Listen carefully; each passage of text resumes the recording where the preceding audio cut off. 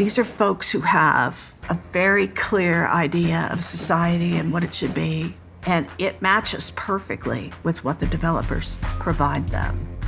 Today we're screening The Bubble, a film that takes place inside a retirement community. It's like a college campus for the elderly, with a lot of golf, booze, and guns.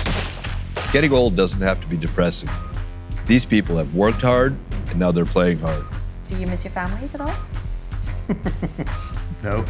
It's the fastest growing municipality in the United States, a sprawling American utopia for mostly white boomers.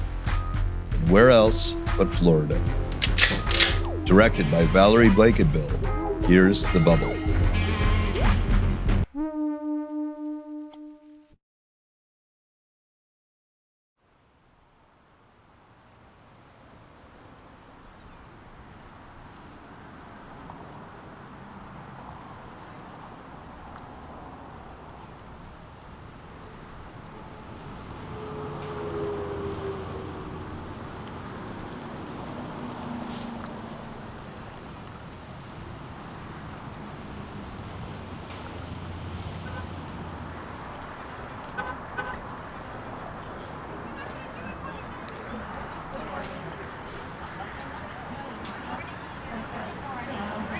Good morning, everybody. My name is Pastor Norman Lee. Everybody say, good morning, Pastor Norman Lee.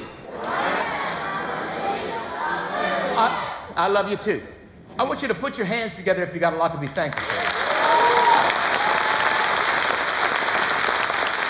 Many of you have moved down here to sunny Florida to retire. Say amen. Amen. You left the big bad old North.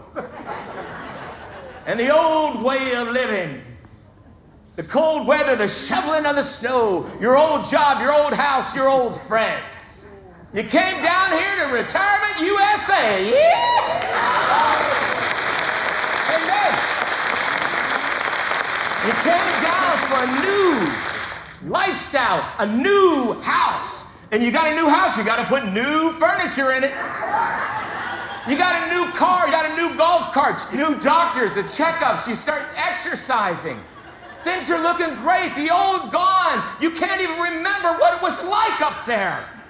And that's great, that's wonderful, that's spectacular. Give yourselves a round of applause, come on! In your first 60 years of your life, you had a job. Probably you worked at 30 years in a row or whatever. You had kids you had to raise and grandkids. Although you were doing everything okay, everything was good, your relationship might have been strained with you and God. Maybe I didn't have as much time for him as I should have. So you got down here, and now you got all the time in the world. And let's face it, ladies and gentlemen, you can only drink so many margaritas. You can only dance and listen to music, and I love all those things. But sooner or later, you're watching all your friends, or you're calling your friends, and they're not there anymore because they've gone home. So the reality of your mortality has set in.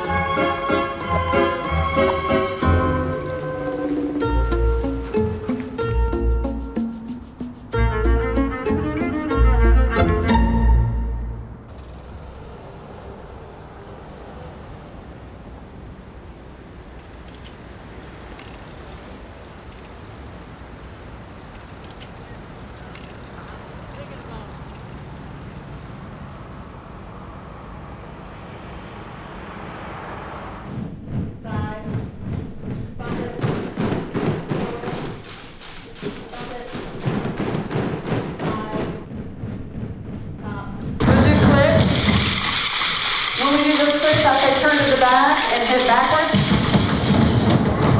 Click back to the front, and then click on top.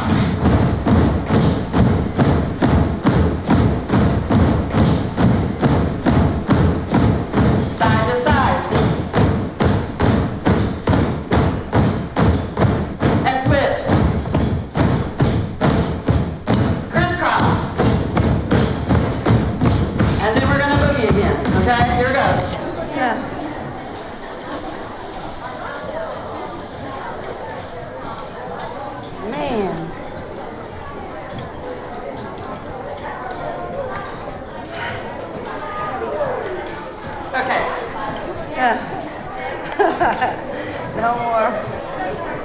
All right, we're gonna do Let's Get Loud. Starts out beating on top of the drum. Every time it says let's get loud, you're gonna go right, left, cha-cha-cha. Left, right, cha-cha-cha. Right, left.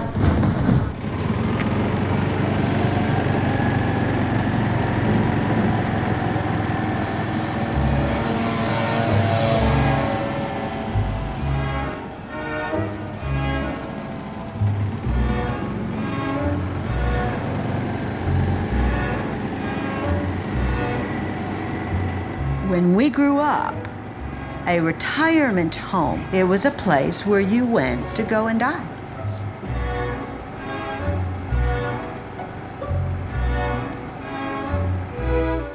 This place will add 10 years to your life.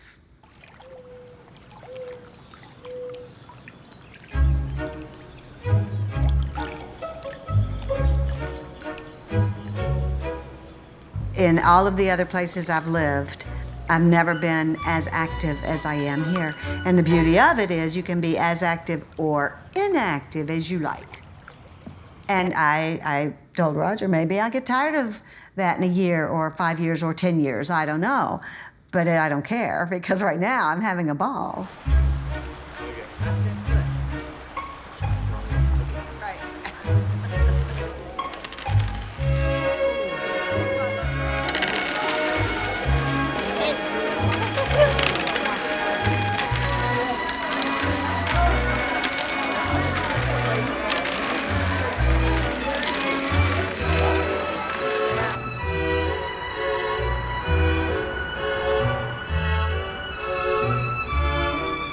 Here's our post office.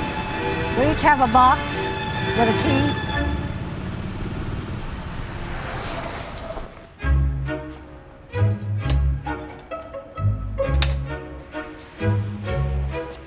I'd always been around younger people.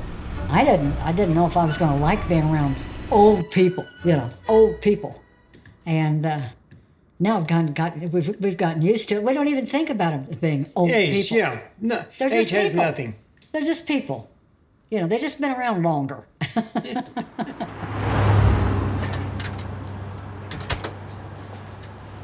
day.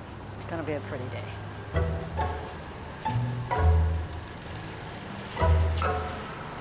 All right, now we're gonna do the big open. Shift the weight back toward the curtain, turn the core, hand comes back up, the thumb is now down. You've got that nice gentle wheel in your shape of your arm. The elbow's lower, the wrist is the same height as the shoulder. All right, now I'm looking at the center, and I see this hand is maybe twice as far away from the center as that hand. Okay. You don't want that. You want to try to keep them that same distance away, so that when you look down at your center line, you see those hands as being in the same spot as they were when you were in the front. Is this supposed to be easy? I don't think so. What you want to do is you want to keep that same 10 inches with respect to the center of your body. So now if I look at the center of your body right now, it's about here.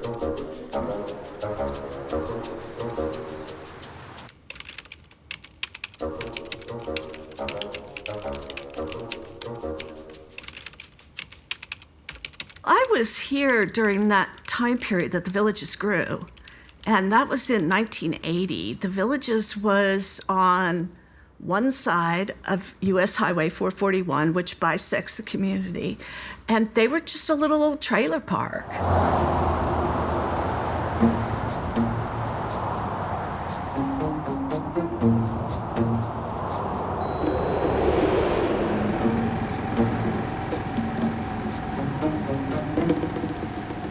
The founder and his father, Harold Schwartz, was a fellow who owned the Orange Blossom Gardens trailer park on the other side of the road. His son, Gary Morse, came down and helped him, and boom, here comes the Villages.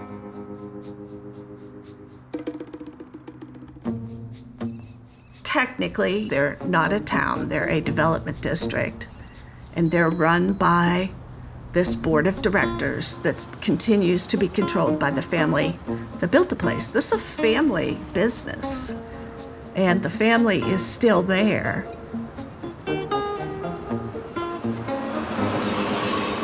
And what they sell is a lifestyle that people who have lived their whole life in cold areas of the country, they very desperately want a little bit of fun. And that's what the Villages offers.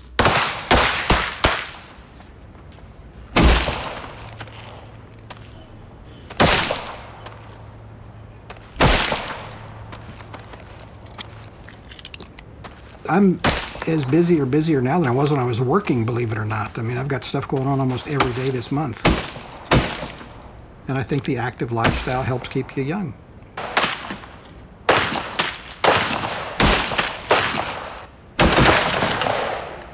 I mean, this is not a community where you go sit on a front porch in a rocking chair. It just doesn't work that way. I mean, you talk to any of our neighbors. I mean, you see them out and about and going places, and I mean, nobody stays at home. They're out and about doing stuff, and I mean that's healthy. Like myself, how many 80-year-olds do 30 miles on a bike? And is this your plan to stay here until you die? I don't know why I'd go anywhere else.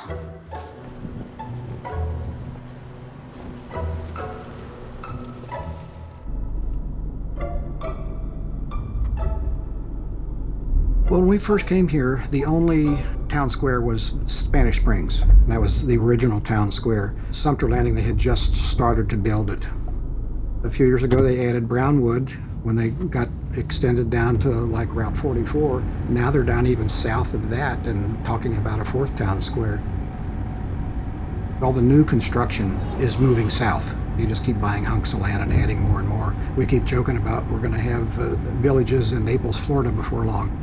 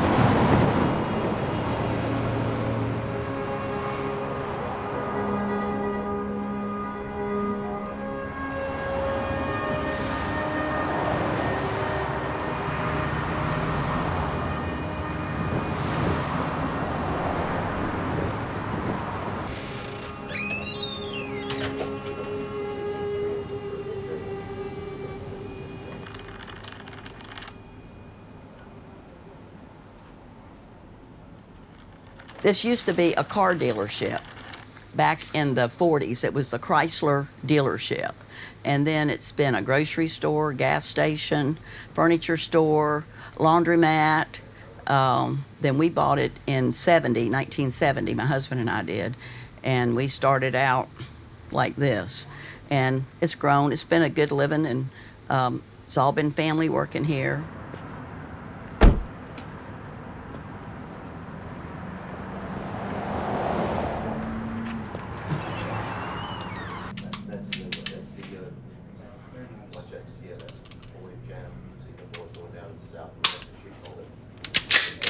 Since the villages have come here, it's changed a lot. We don't have any land anymore, one thing, but we have all retired people. They all spend money.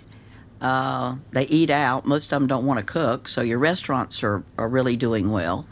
The bars are doing really good because it seems like all of them drink. And they spend money and they go back to their hobbies that they had when they were young, and then they had to stop because they had a family, and now they're back in. Those that are 70 think they're 40, so it's a good life for them as well. But it's changed a lot, but it's all been for the good too. So I like it. I mean, 75% of my business is the village people, and I cater to them. Did your family used to own land? Yes, we did. Actually, my cousin sold 4,000 acres, and he was the last to sell. It became more profitable planting Yankees than it did growing watermelons and things like that here. So, but it's a sign of the times. The good folks, they can help you. Give them a call, 753-3700. Everything you need for your Florida landscaping is at KD Landscape Supply. Spring is here. Come celebrate with some of the lowest prices in the area. Buy 5 1-gallon plants and get 1 free. All pottery, buy 1, get 1 at 50% off. Mention this radio ad and enjoy 10% off your purchase.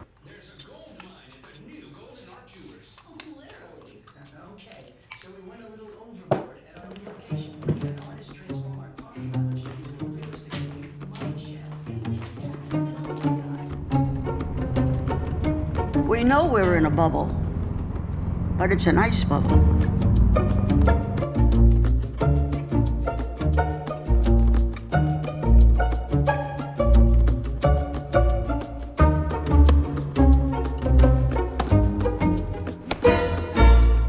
It's a wonderful thing, you know, you go into, say, the supermarket or a nightclub or a golf course, and everybody's our age, so we don't think age. Once you go out of the villages, there's all these young people, and all of a sudden you feel old, and they're looking at you like you're old. But once you get back into the villages, there is no age, because we're all the same.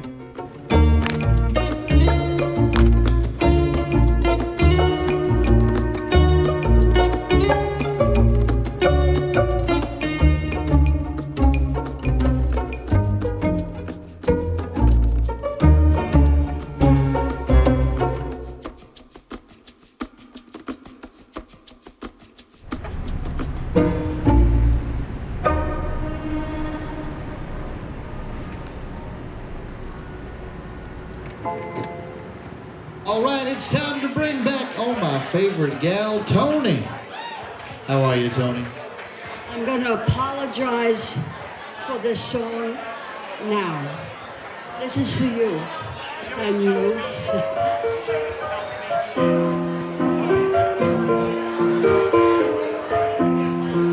I want a little sugar in my bowl. I want a little sweetness down in my soul. I couldn't stand some loving so bad. I feel so funny. I feel so sad. Oh, I want a little steam on my clothes. Maybe I can fix things so they'll go. What's the matter, Daddy? Come on, save my soul. I want some sugar in my bowl, and I ain't kidding. I want some in my bowl, and I mean it. I want some sugar.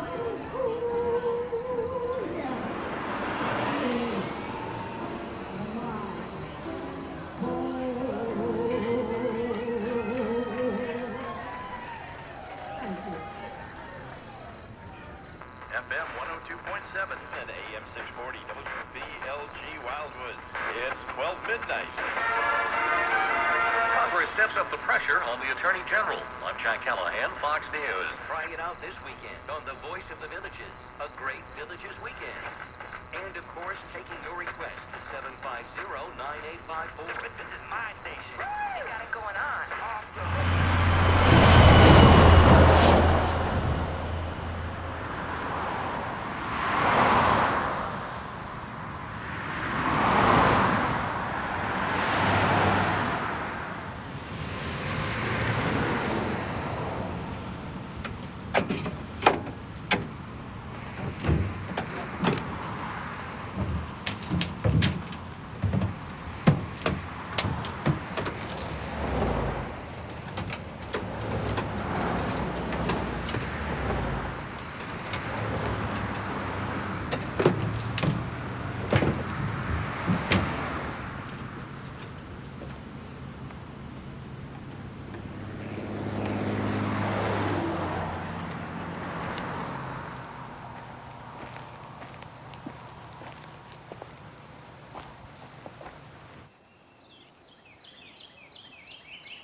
The Villages just bought 18,000 acres.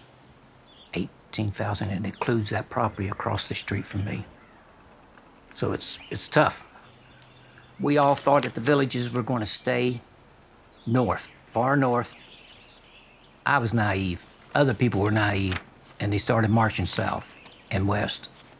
And I seen that this was going to affect me. You know, it's up there. If it don't affect you, not my backyard type of thing. I knew it was going to affect me, so I had to get involved. So I started putting out one little sign, and then they started taking my little signs. And I said, that's it. I got to find pieces of property that people allow me to put it on their property. And I bowed it down. I put fake cameras on it. So, but yeah, and I will show you. They've already bought this property, but they haven't developed it, as far as I know. But it's going to come in this 18,000 acres, and this is the Florida Turnpike. She didn't sell her property. That little white mark in there. And they don't care. If they can't get it, they just build around here. So, sad.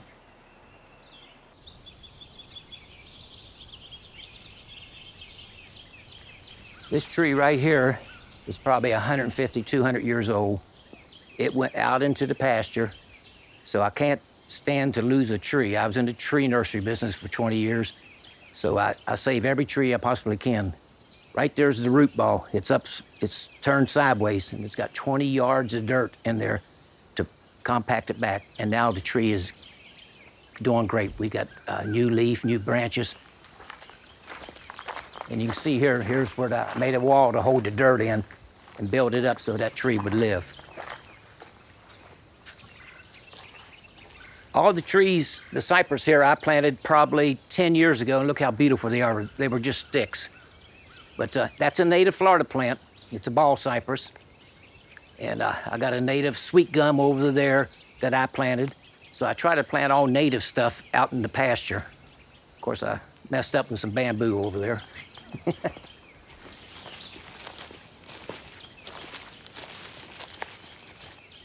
We have a neighbor over here that has 80 acres. My neighbor next door has 20.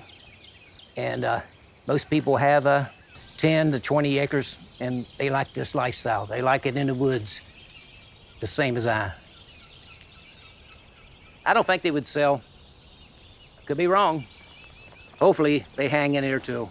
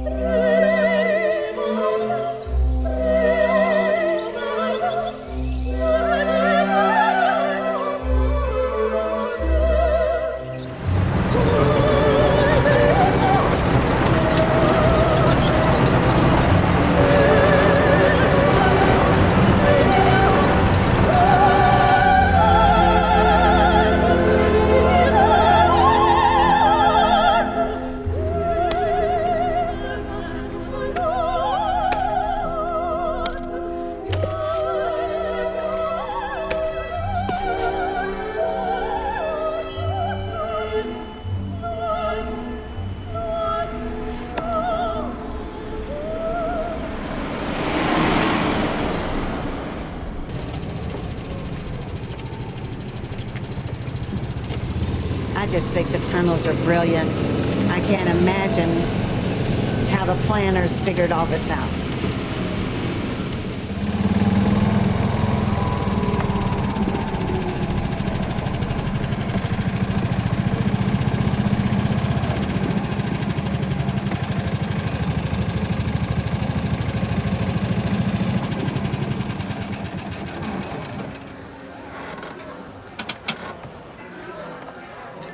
Happy whatever day this is.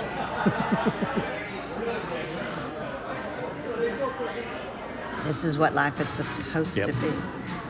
I wish your mom could have been this happy. I know. And I think about, and I wish she could have seen us here. 'Cause I think that would have made her happy too. Yeah. Retirement does different things to different people. All right, and especially if you're in upper management. And it's not a thing that's unique to men. There are just more men who've been in that position who all of a sudden, they're not the leader in the room. They're not the alpha dog. They're not the smartest person. They're not getting the validation from the people who are trying to learn from them. They're not teaching anymore, if you will. Yeah, that's good. No, That's good. I don't want to move it. Yeah. There. Well, at first I didn't know what to do. I was bored, and so that caused me to be probably much more trying to take control of things that I didn't need to take control of. So I was stepping over other people's bounds, if you will, to get in the way of what they were trying to accomplish. So I was looking for anything. So I would grab this from somebody and I'd grab that from somebody else. So that was the biggest problem, I think, and so I became aggressive, or whatever that right word is. But there was some probably bad days in that time. So. But you recognized it. That's the good news. And I work on it.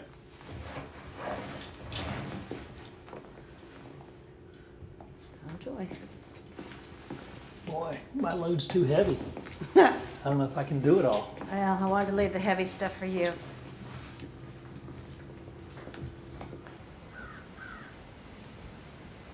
The social aspect is important here. I think it's an important part of living here. I mean, I've moved 18 times. Most of them were career moves for moving to a different company or promotion, stuff like that. And if I go back to Cincinnati, I was born and raised in Cincinnati. My grade school is gone. My high school is gone. The store where I used to work is gone. There are no people living in the community where I lived in. Nobody that lived there when I was there is there anymore. I mean, it's like there's nothing there for me.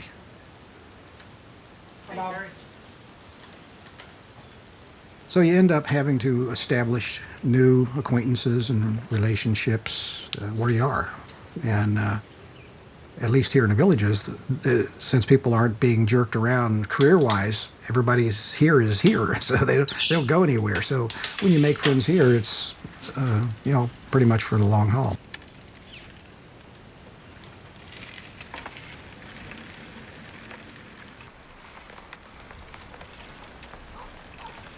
The village has a sort of an unearned reputation of being where the money is, and that's just really not true. It's maybe a little bit higher than average, because, I mean, let's face it, what are the statistics financially? 80% of the personal wealth in this country, and probably most other countries, is held by people 65 and older.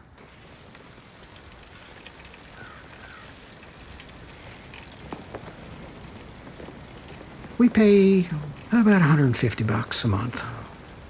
And they use that money to maintain the roads, to keep it looking nice, maintaining all the golf courses and the facilities and everything. So basically that's what you're paying for, is all of that infrastructure support. I mean, just imagine how much grass there is to cut here with these golf courses, and they cut them every day. So it takes a fair amount to keep it looking the way it looks.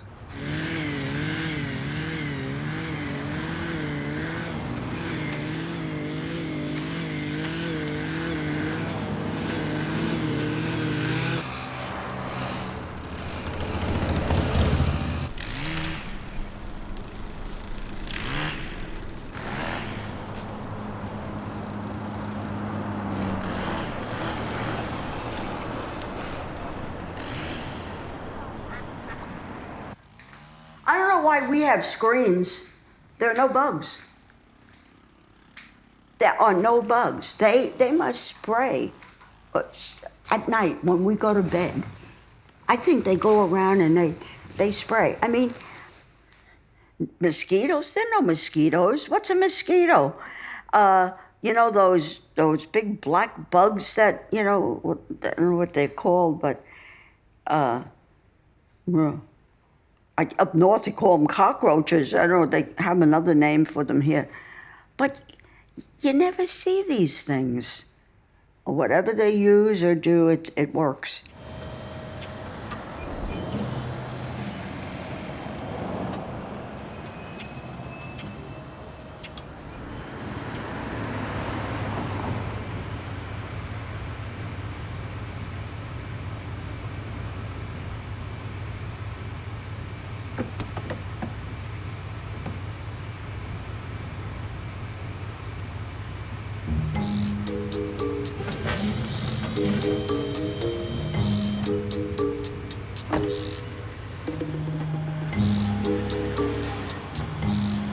Can you explain a little bit about, you know, the difference between privately owned and public? Because there seem to be gates everywhere. Can you talk to me about gates? These are all public roads. By law, they cannot keep you from driving through the villages. But for some reason, the villages has gotten away with putting gates up there. I have no idea why. They can't, it'd be like putting a gate on US Highway 441 and just going, okay, stop the traffic. We need to just see who you are. That's all those gates are there for. They can't stop you by law. And when they do, they shouldn't be.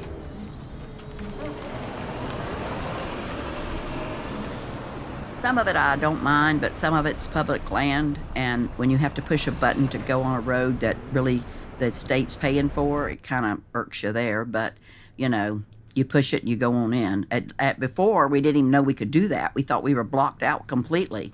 Then we learned about the button, and now, of course, everybody does it. But that's supposed to be their gated community. But it is a public land, so it's maintained by the county or the state. So you wonder, how can you do that? But they do it.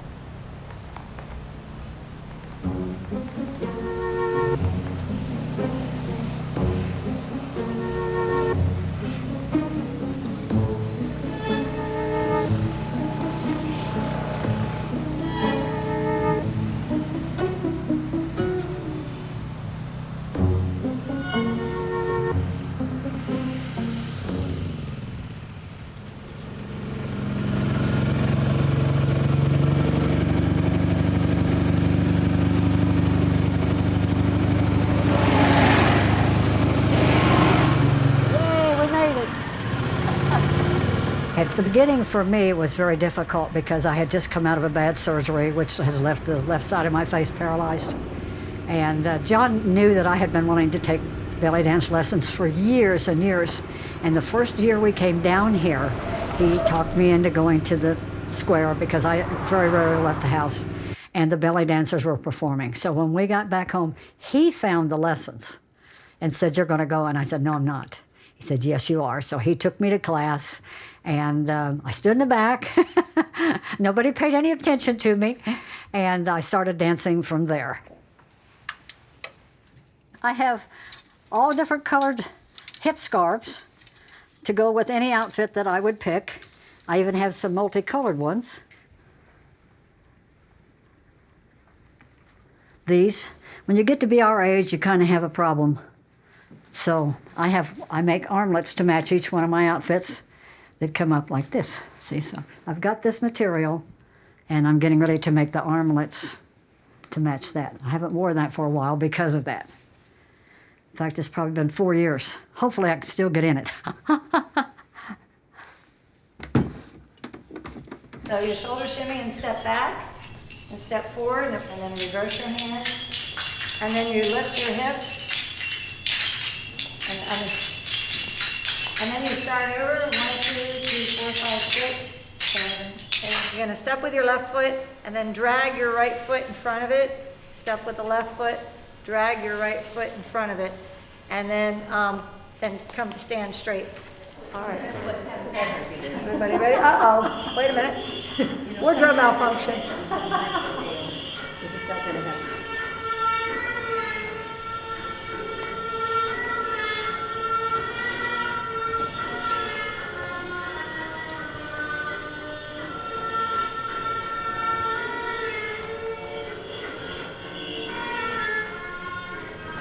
Life down here is different. And basically, I think it's because you don't have your family around. You don't have to put on a facade for them. Down here, you can be what you want to be, who you want to be. You can relax and enjoy life. And I'm not putting the family down by any means. It's just that when you're the matriarch or the patriarch of the family, you're meant to be a different type of person, which is ridiculous, but that's the way it is.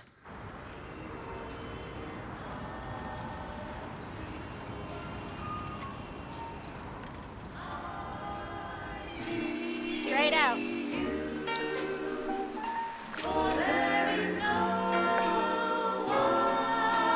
And hold. And angel.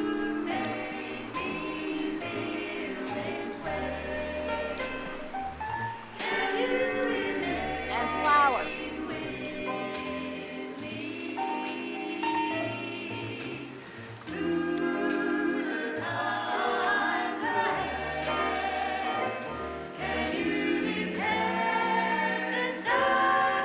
And flush.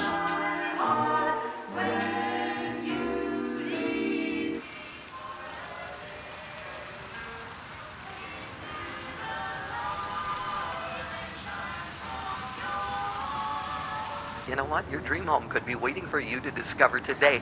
There's an open house at 5430 Zajac Avenue. A brand new one-bedroom, one-bath Nantucket patio villa priced at just $177,857. Or you can let Properties of the Villages show you around. Give them a call, 753-6700, the number, or just go online. Good evening, ladies and gentlemen, and welcome to Spanish Springs Town Square for tonight's entertainment. Before we begin the fun, we do need to go over some rules and regulations of the square to keep everyone safe.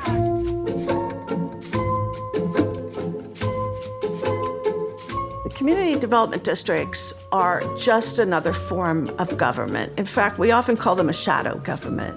And we began covering, I say we, the Orlando Sentinel and its reporters, began covering them like we'd cover any municipality. And that really set things off. And they went out and bought a newspaper press.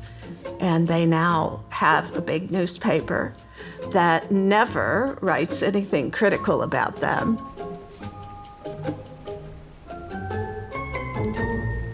Most people are kind of brainwashed.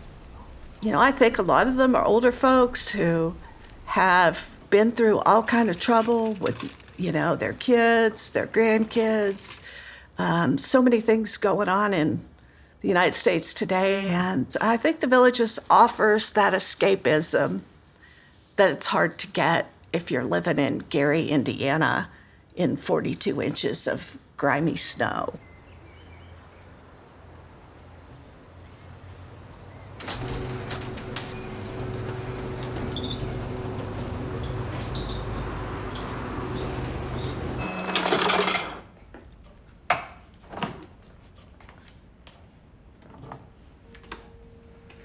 You want the big glass full? Yes. Want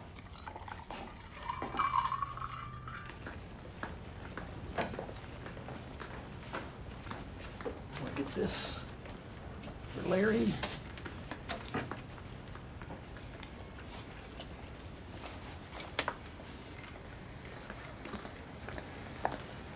It turned out to be a good day. It's gorgeous. You'd have never thought about it from this morning. Nope, exactly. Howdy, howdy. Hi, Diane. Howdy, howdy. Howdy, howdy. Howdy, howdy. How you doing? There's yours. Oh, thank you. What is it? It's rum punch. Keep your straw. We're just passing this around. This is To do what? This is for giggles. To get you high. Ooh, Is this an very good. Now, what am I tasting, maybe? This is Roger's Rum Punch. That is What? Oh, did you see him spit it back in there? Hey! He wanted the whole thing. So how about missing your families? Do you miss your families at all? No. No. Our daughter, is 2 hours away, which we think is the perfect distance. We don't get those calls that say, can you come babysit tonight? But she has to plan it in advance. I think a lot of children think that when their parents get older, that they're basically sitting around waiting for that phone call. We have to fit them in because there's so much going on in our lives. If you're living close by, I think you just start to neglect. Not on purpose, but I think if we were there all the time, they wouldn't be sad to see us leave. I like that sadness. I'm pretty fond of it.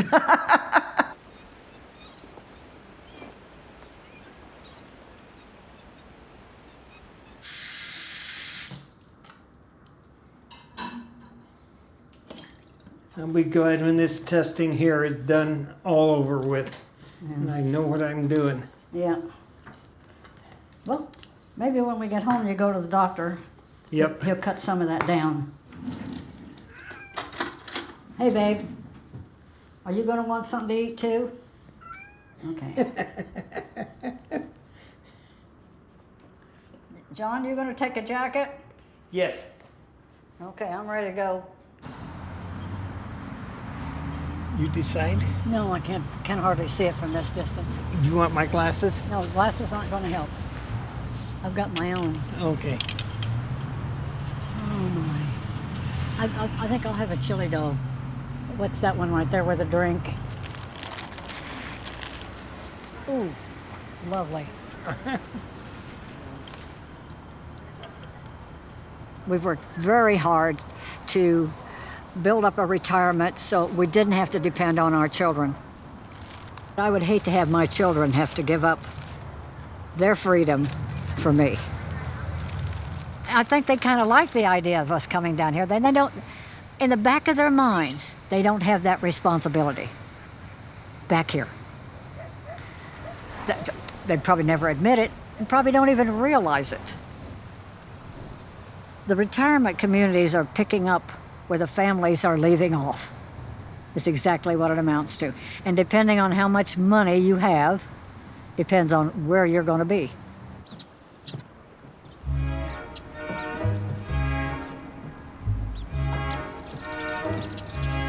When you talk to people in the villages and you talk to them about the developer, they talk about them as if they are these almost like charity that is trying to do the best for the retirees. Right. They've got the retirees at heart.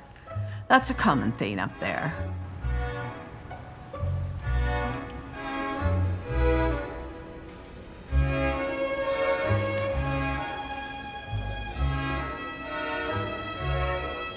They think of every little thing and they make it work. That's why they're so successful.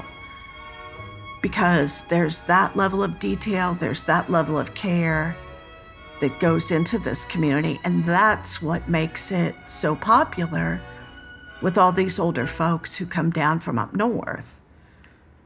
This is a community that's, I don't know what percentage of white people it has, but there aren't people of any substantial number of people of color there, or minorities of any kind.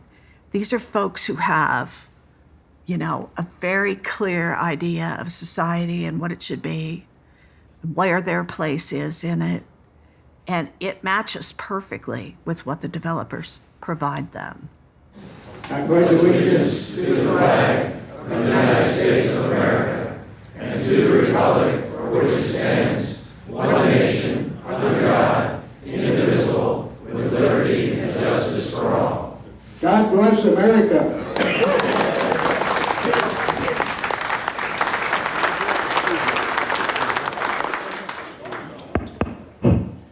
Well, welcome to our monthly meeting at Eisenhower.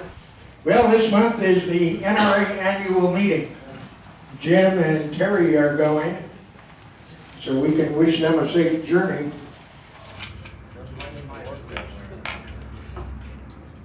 I got this one because it was nice to have that grip when you're shooting, okay?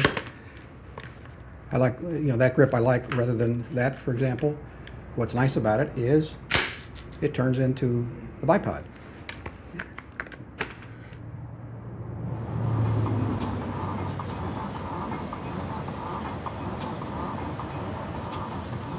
Hi there. Hi. Who are you with? What do you mean, who are you with? What company are you with? We're an international documentary film team. Did you contact Gary Lester? No? Okay. Yeah, he doesn't. We need to contact them before we film.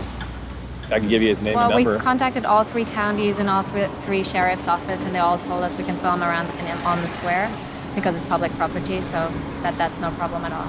Okay. All right. Well, I'll just call him then. Yeah, you can. All right.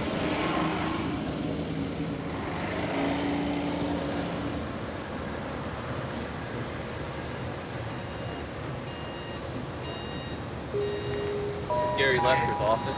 Yeah? Just wanted to speak to you. Hi, Valerie speaking.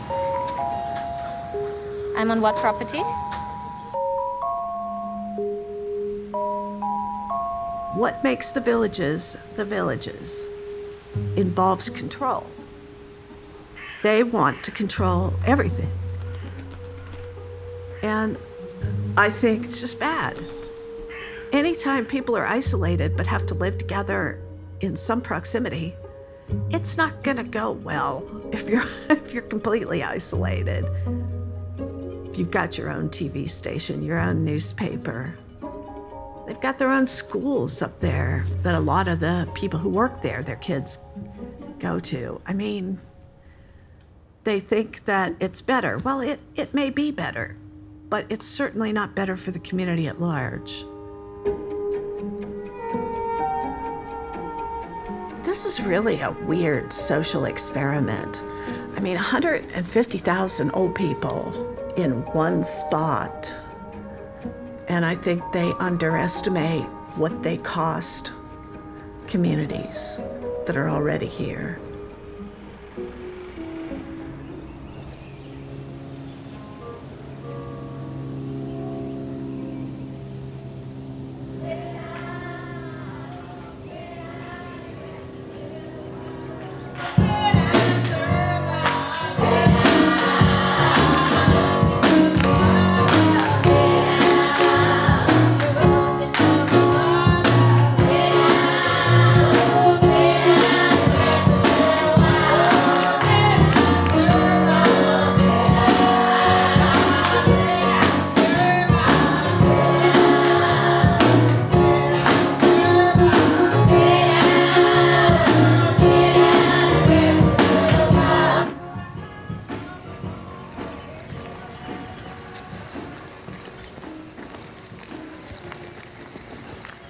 Well, it's been a long, long time. Villagers come in and took over practically everything, but this they couldn't move, so we were glad of that. We have the right of way, and they couldn't take it away from us because we had to get to the graveyard some kind of way. So they decided they'd put a gate up here and a fence. As a matter of fact, the village has bought so much land for so long that we don't even know when they're gonna stop. They're still building and everything, so I really don't know. Yeah. When I went to the county with some of my land and stuff, trying to get things straightened out and all that, so I can't build anything else on my land for the piece I have up there. And I asked them why. I said, because the villages, they build things, you know, see how they got it all close together right now and stuff? We can't do that. I have almost an acre, but I can't put nothing else on there but that single wide trailer that I have. And the guy said, well, I tell you what, the villagers have their own rules and regulations. That's because they got money. And the county loves money, so the county will do anything.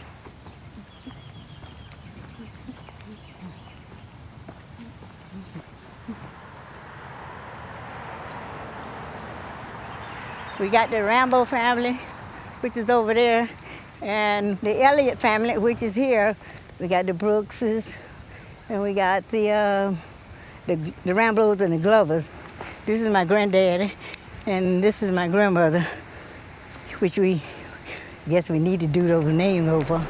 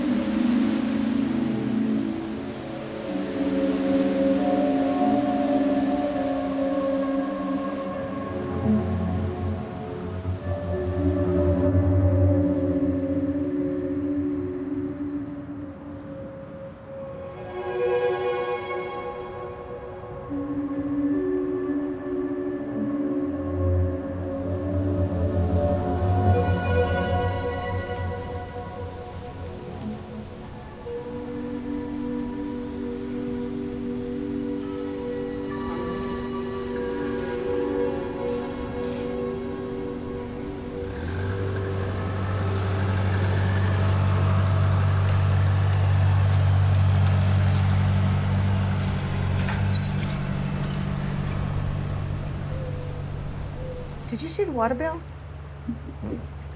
So it was, without the assessment, it was like $100. Is that normal? Yeah. Is it because it fills from evaporation? I mean, Yeah. So it's constantly refilling the pool. So we had 8,000 gallons of irrigation and that's- 4,000 gallons of fresh water. Well, it runs every week, and it runs for 2 hours at night. The irrigation? Yeah, Isn't that overkill? that's what they say. How are we pouring through 8,000 gallons of gray water every month?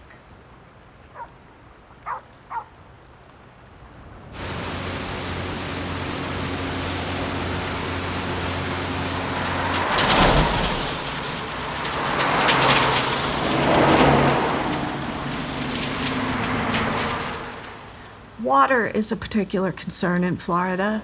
Most people who live in Florida drink water from something called the Floridian aquifer.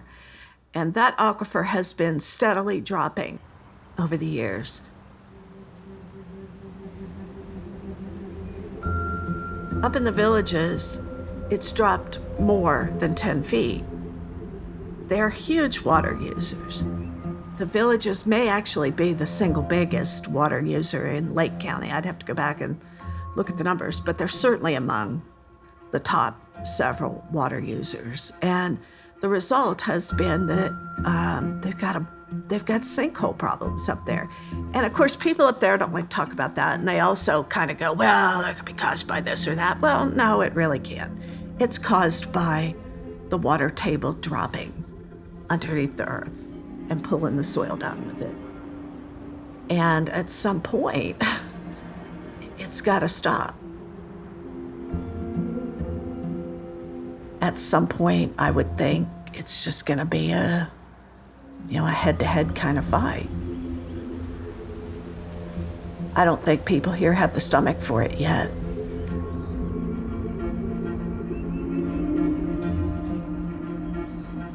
Because the villages pretty much pounds it into every community here. We're doing you a big damn favor. Now, I don't see it that way, but I think there's enough pressure over how wonderful the villages has been for this community to make speaking about it kind of traitorous.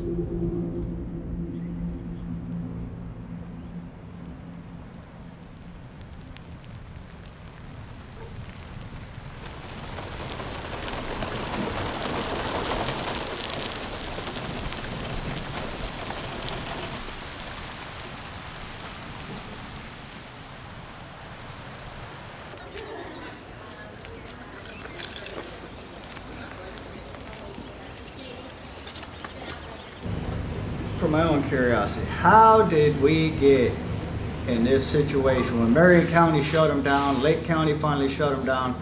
They shut them down. I mean, who shut them down? The residents by doing what we're about to do, or The commissioners just said, no, you're not doing this no more. What did they do that we can learn from to help us? You're saying nobody's brainstorming, but let's brainstorm. If all the villages vote together, which I understand they do generally, we may not have enough votes in the rest of the county to counteract that.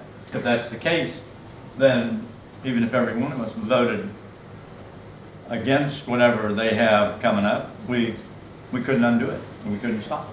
If you're thinking division, there's them and there's us, that won't work. Because there's a lot of thems and us, wherever you live, that have different sides of position. So we really do need everybody, no matter what zip code and whatnot. When we can bring back representation so that that district person who gets elected is subject to how you feel and how you feel and how you feel, then we'll get somewhere.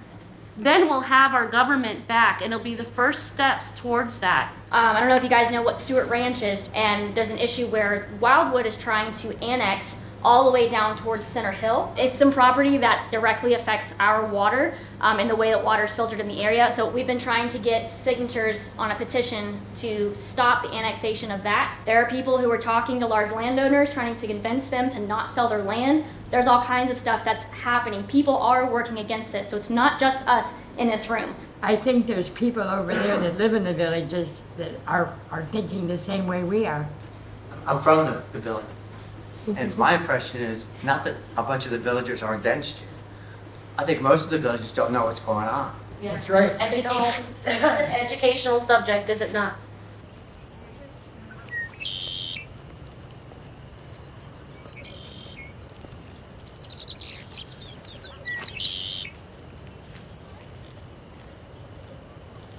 Hey, you know what else you can do every day in the villages? You can take in an open house. Carmen Becker is there to show you a brand new 3-bedroom, 2-bathroom row veranda at just $350,185. We only get one body. Let Reinvent Me maintain it. Reinvent Me Plastic Surgery and Aesthetics can help you with everything from facelifts, eyelid lifts to tummy tucks, double chin, and laser hair removal. A timely assessment on where the market goes from here, also free. If you have $500,000 or more to invest, you can achieve your investment goals without becoming your own worst enemy. Call 1-800-388-5522. When did it become okay for men to be lazier, softer, weaker? Get ageless male with ingredients that promote free testosterone, muscle.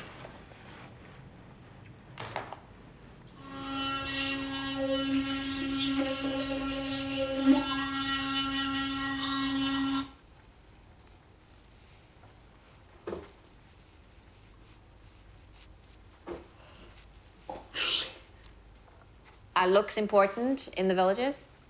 Definitely, appearance is important. Absolutely.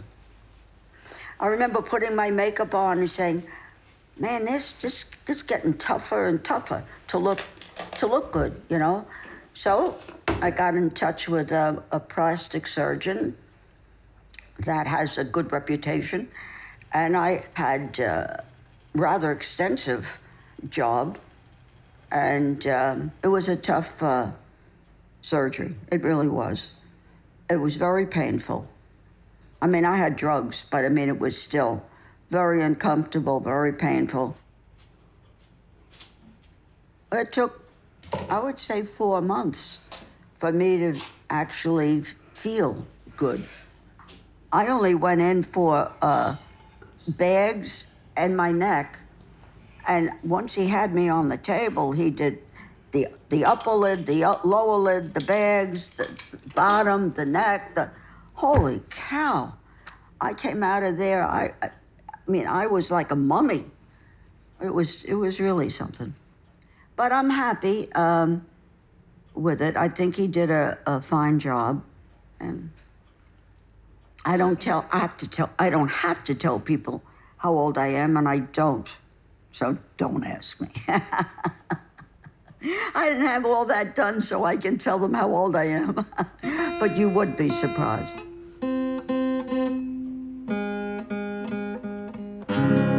Stepped from the shower and got a good look at myself.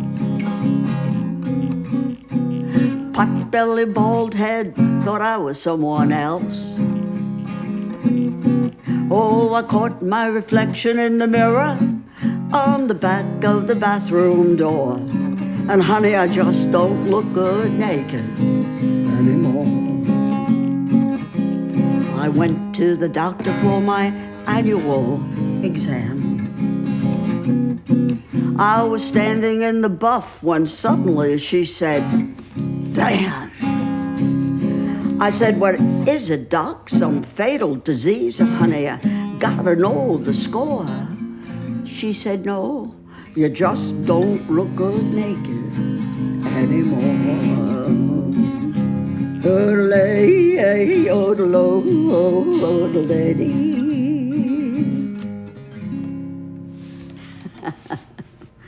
That's my song. That's it. Is there anything that you find hard about getting older? Watching, well, me, because I'm so healthy, watching my friends age, and which we all do, of course, but some age better than others, and some get sick and die. Betty Davis said, old age, you gotta be strong. Yeah, it's not for, she said, old age isn't for wimps. She's right. Yeah. One thing you might find, or I find interesting, is that the ambulances, once they go through that gate, they turn off their sirens. And so they come through, they're quiet. Otherwise, I suppose they'd be going off all day, you know? I'd say, oh God, who's going now?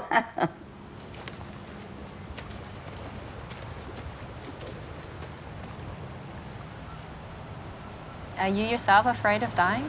No. No, not really. Do you worry about John dying?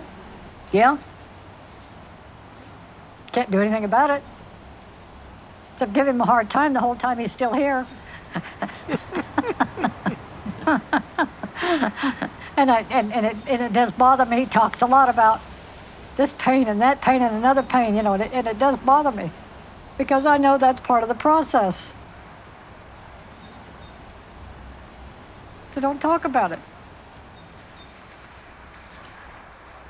In fact, I look at my cul-de-sac. I lost that couple, her husband, her mother, both of them. They're all right. Next door, she lost her husband last year. Next door, he's on his way. Sad. And when I first moved here, anything I had a question about, David, I'd call, he'd come running over. And his wife never got upset. She always, it was always fine, you know. She was neat, or is neat. But now he's on his way, and it's sad. I taught him how to golf.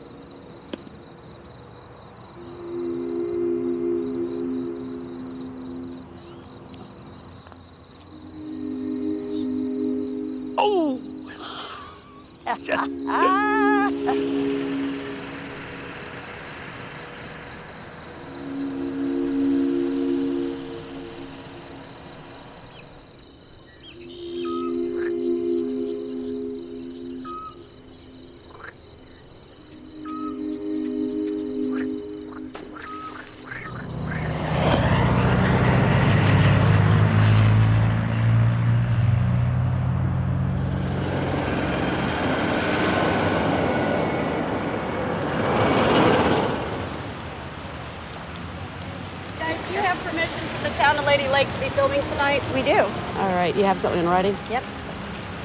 From Derek, he and the Lady Lake police chief, as well as Chris, the town manager. I got no problem with you being here. We just have to follow rules. This is private property, and Right. it's not the city of Lady Lake. This is a CDD. It's the Villages Incorporated.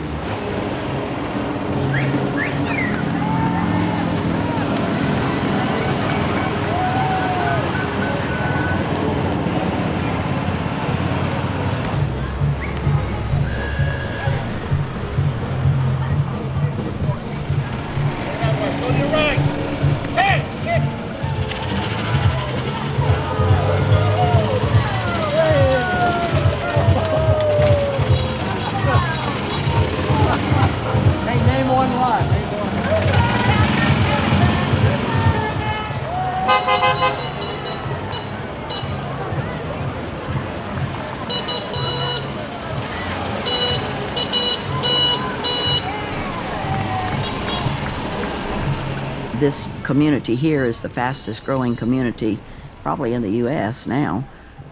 They're Republicans. This is the biggest voting bloc here. As far as when we have elections, the Villages, that's the biggest voting bloc. And before, when Bush was president, the Villages was his biggest contributor to his campaign, President Bush. So, you know, they have a lot of clout when it comes to political views. We used to be predominantly Democrats, and then we got where we couldn't vote for everything, so we changed our party affiliation to Republicans, and I'm very happy I have, by the way. This was just a letter or a picture with President Trump and Melania thanking me for my support. And then this one was for another support to the Republican Party, and that was when he was elected. And she's a beautiful First Lady. Can you She's read probably, what it says? Pardon? Sure. It says, Melania and I are grateful for your loyal support and steadfast commitment to the Republican National Committee. Working together, we can achieve our positive vision to make America great again. And it does bring tears to my eyes. And then this What makes you tear up about that? Because I'm very proud of my country. Not surprisingly, the farthest out claim came from young pioneer Alexandria Ocasio-Cortez, criticizing Congresswoman Omar, she says, is a de facto death threat. Oh, really? We're getting to a level where this is an incitement of violence against progressive women of color. And if they can't figure out how to get it back to policy, we need to call it out. It's so hard to watch the news today and really have a good perspective of what really is going on, because it's so biased one way. ABC, NBC, CBS, they kind of present themselves as presenting the news, but it's not. It's very biased in what they select to say, what they select not to say. And you know, it's very unfair to the country that the people can't get fair, objective reporting and see both sides of an issue without having to dig for it.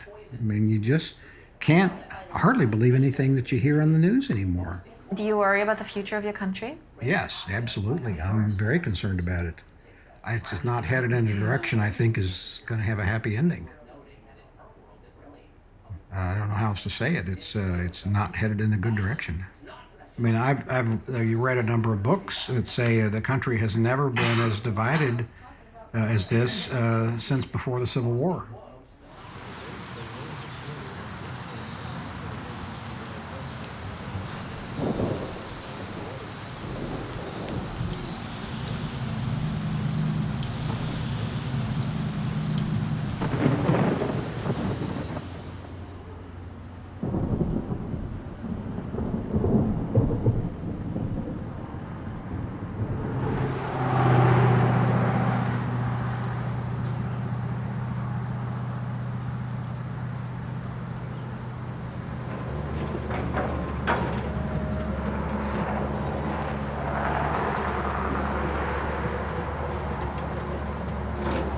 Hey, Billy. How's it going? All right, how you doing, man? I'm doing all right.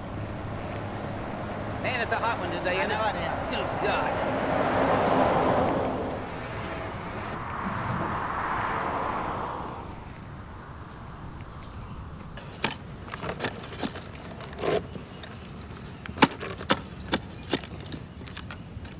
getting through, Billy? Oh, yeah. Stop for a minute. Thank you.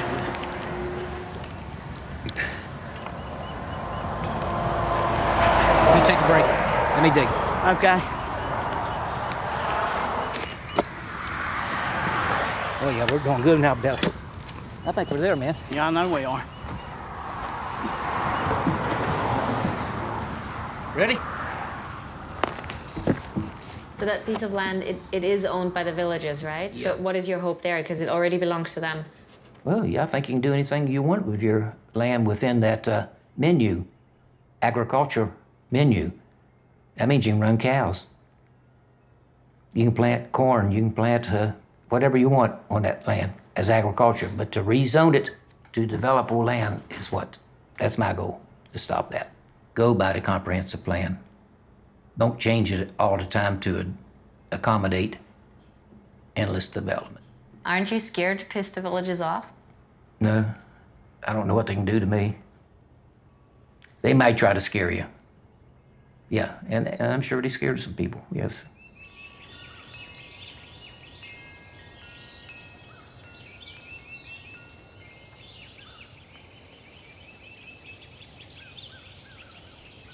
I wish I could have personally told you my story, but I feel I must remain anonymous to protect my family and myself from such a politically powerful entity as the villages. Village residents have no idea of the damage this development has done to the environment and the culture of area residents. They believe that nothing was here before they came. They believe they did us a service by bringing us low-paying service jobs to our area. Nothing could be further from the truth.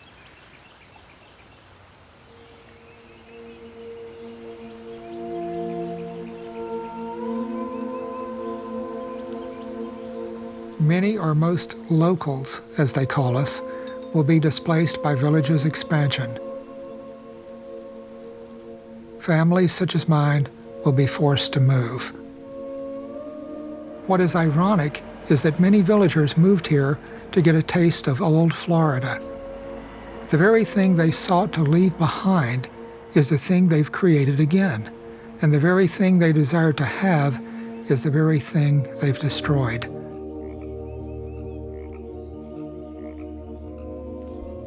Our greatest loss is that we have lost the place we call home. We have lost neighbors we have come to love. We have lost our past and our present, and our futures are no longer ours to control. This is what the villages have done to our community.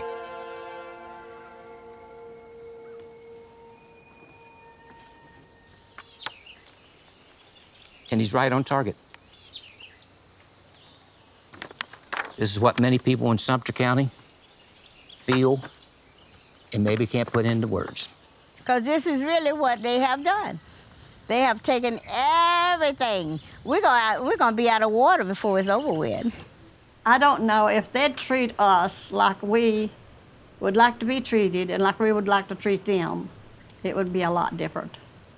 But they think they are above us. They have more than we do. And so that's just the problem. I'm in my 70s now, and I imagine I'm going to be here, till God calls me home.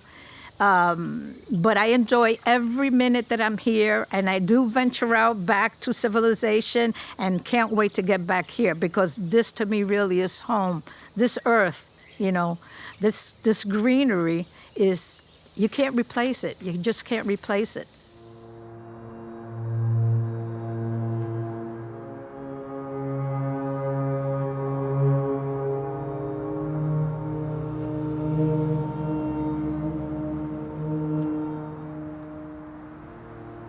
Friends of mine who live outside the villages say it isn't so far to get to the villages anymore, to get the villages coming in their backyard. Yeah, it's amazing what they're doing.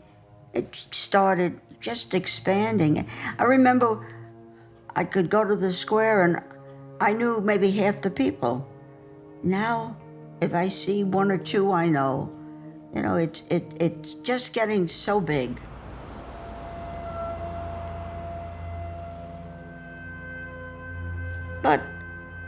Actually, I like the idea that they're building.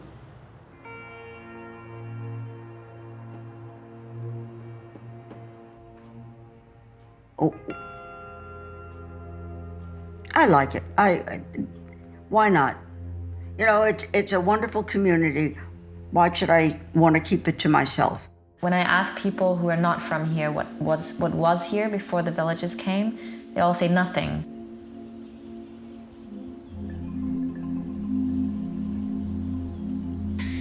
For me, as a child, growing up in Orlando, which is about 50 miles away, we used to come here and hunt in the swamps. So I kind of watched it grow up as a kid as it developed to what it is today. And I used to go tip cows on the road outside almost to Disney, because a friend of ours had a farm out there. And we'd go out at night and tip the cows over when they're sleeping. That's what kids do. But I mean, and that's right where Disney is now.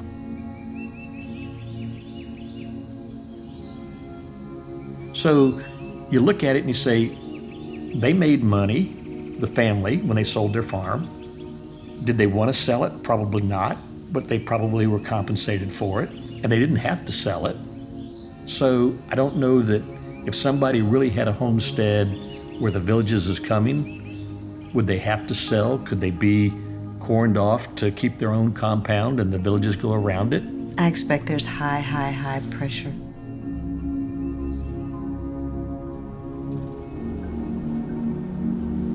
But the story's as old as time. You can feel bad for it, and it would definitely be a shame. And I'm sure if it were happening to me, I would be very upset about it. But I don't know how you stop that. Again, it's nothing new. It's not the villages. It's how capitalism works.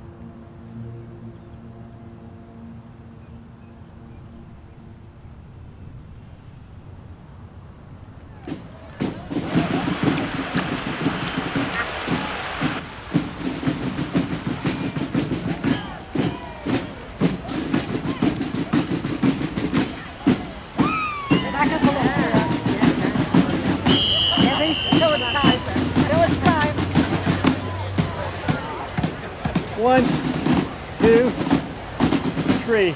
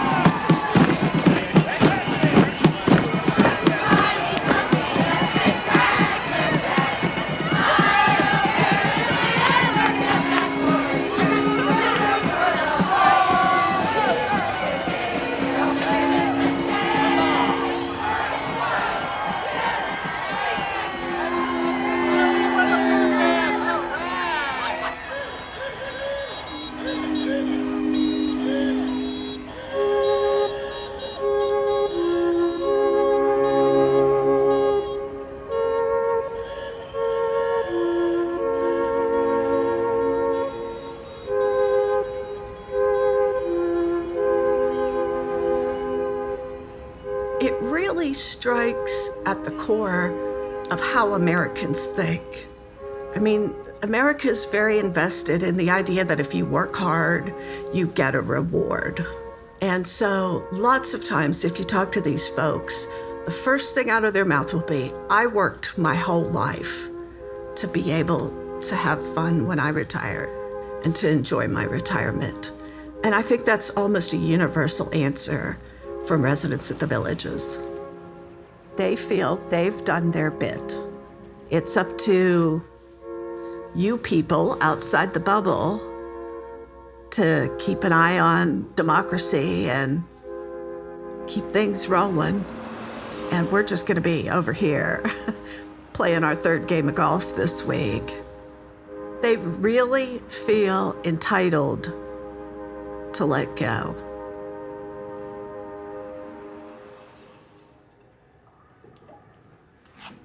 Sadly, you're right. I'm thinking, done. I'm afraid to say I'm one of those people, and maybe there is some cause for concern there. Won't affect me in my lifetime. I think the 40-year-olds should be worried about it. But that's an interesting perspective, because that's something I've not really thought about. I haven't either, and now I'm gonna have to. I was rocking along, all nice and selfish, you know. You work all your lives, and you're doing, and now it's like, of my time, and look what you've done.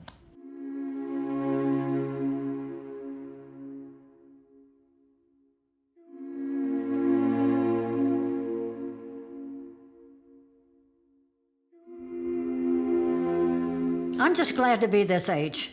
Just glad that we've come this far. We've seen a lot, we've done a lot, and we've got a lot more we would like to do, and we're working towards that goal.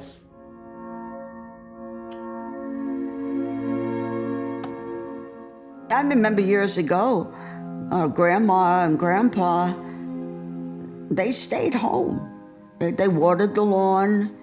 They may do some weeding, they did the cooking on Sunday, and they got the respect of the family. And they sat and looked out the window and watched the neighborhood. But my generation now, we don't want to do that. We want to live our life to the end. We don't want to retire and sit there and die in 5 years from boredom. We want to enjoy life till we can't, till we die. And that's what we want, and that's what we're doing here.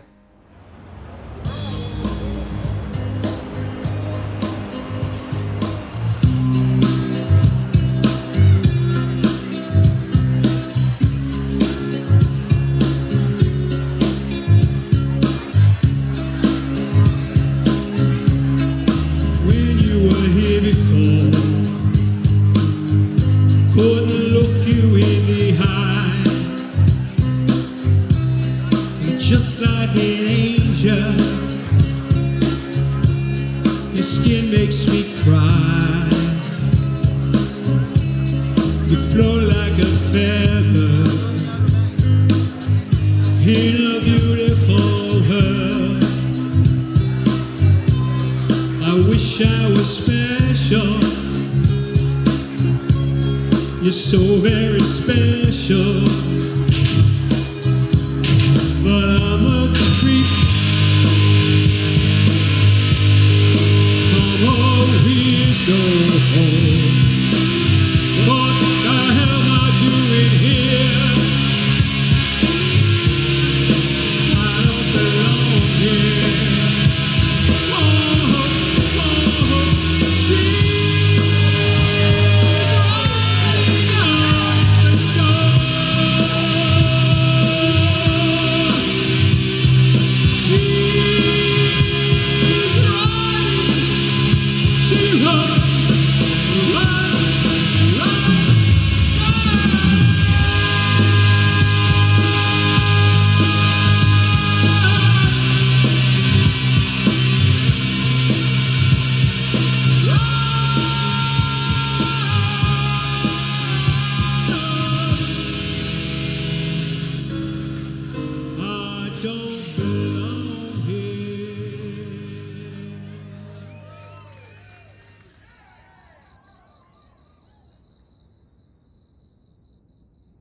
Today, coming in from Vienna, Austria, is the director of The Bubble, Valerie Blankenbill. Hi there. It's a fascinating film. Tell me a little bit about how you came up with this idea for the documentary, being, in Europe. Why did you decide to focus on this community in Florida?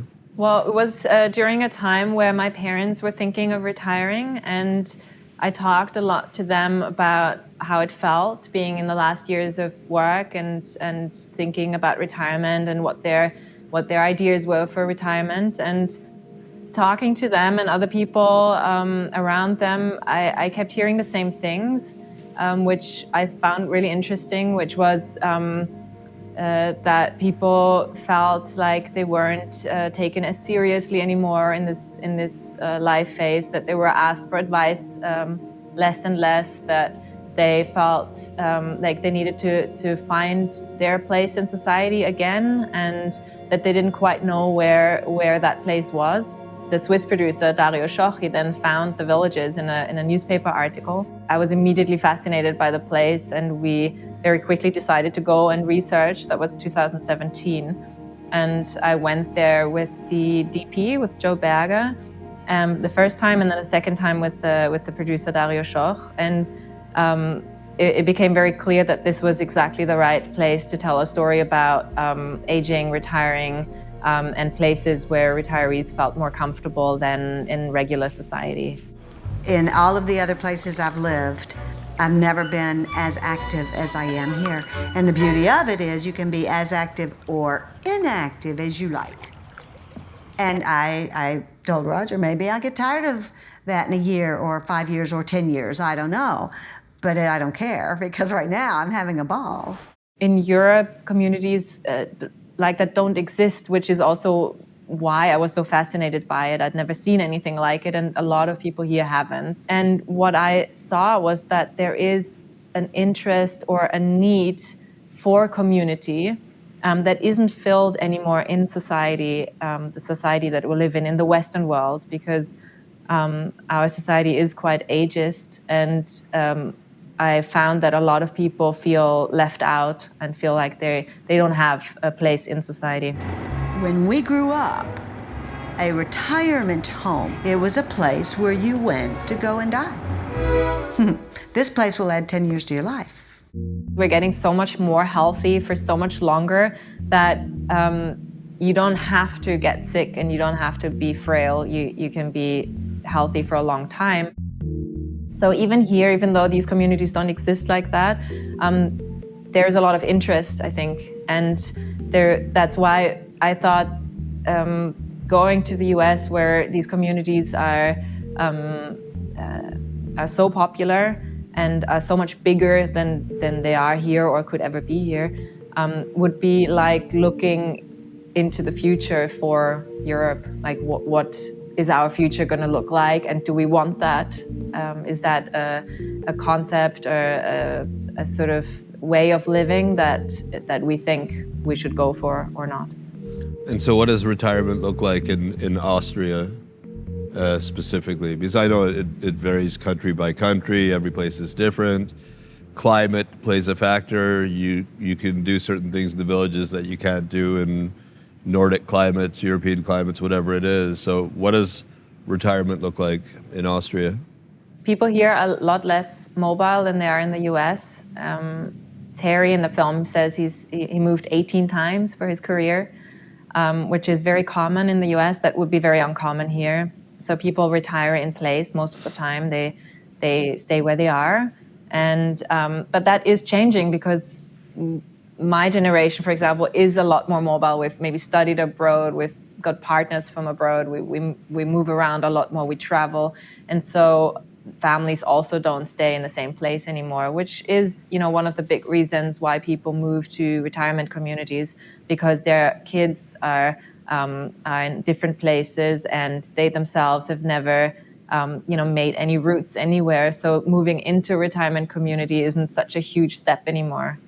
And I think we're going towards that direction as well, because we're not as firmly rooted to the places that we were born in. And so we're going this direction as well. Mm. But it is more common here to retire in place. If I go back to Cincinnati, I was born and raised in Cincinnati. My grade school is gone. My high school is gone. The store where I used to work is gone. There are no people living in the community where I lived in. Nobody that lived there when I was there is there anymore. I mean, it's like there's nothing there for me.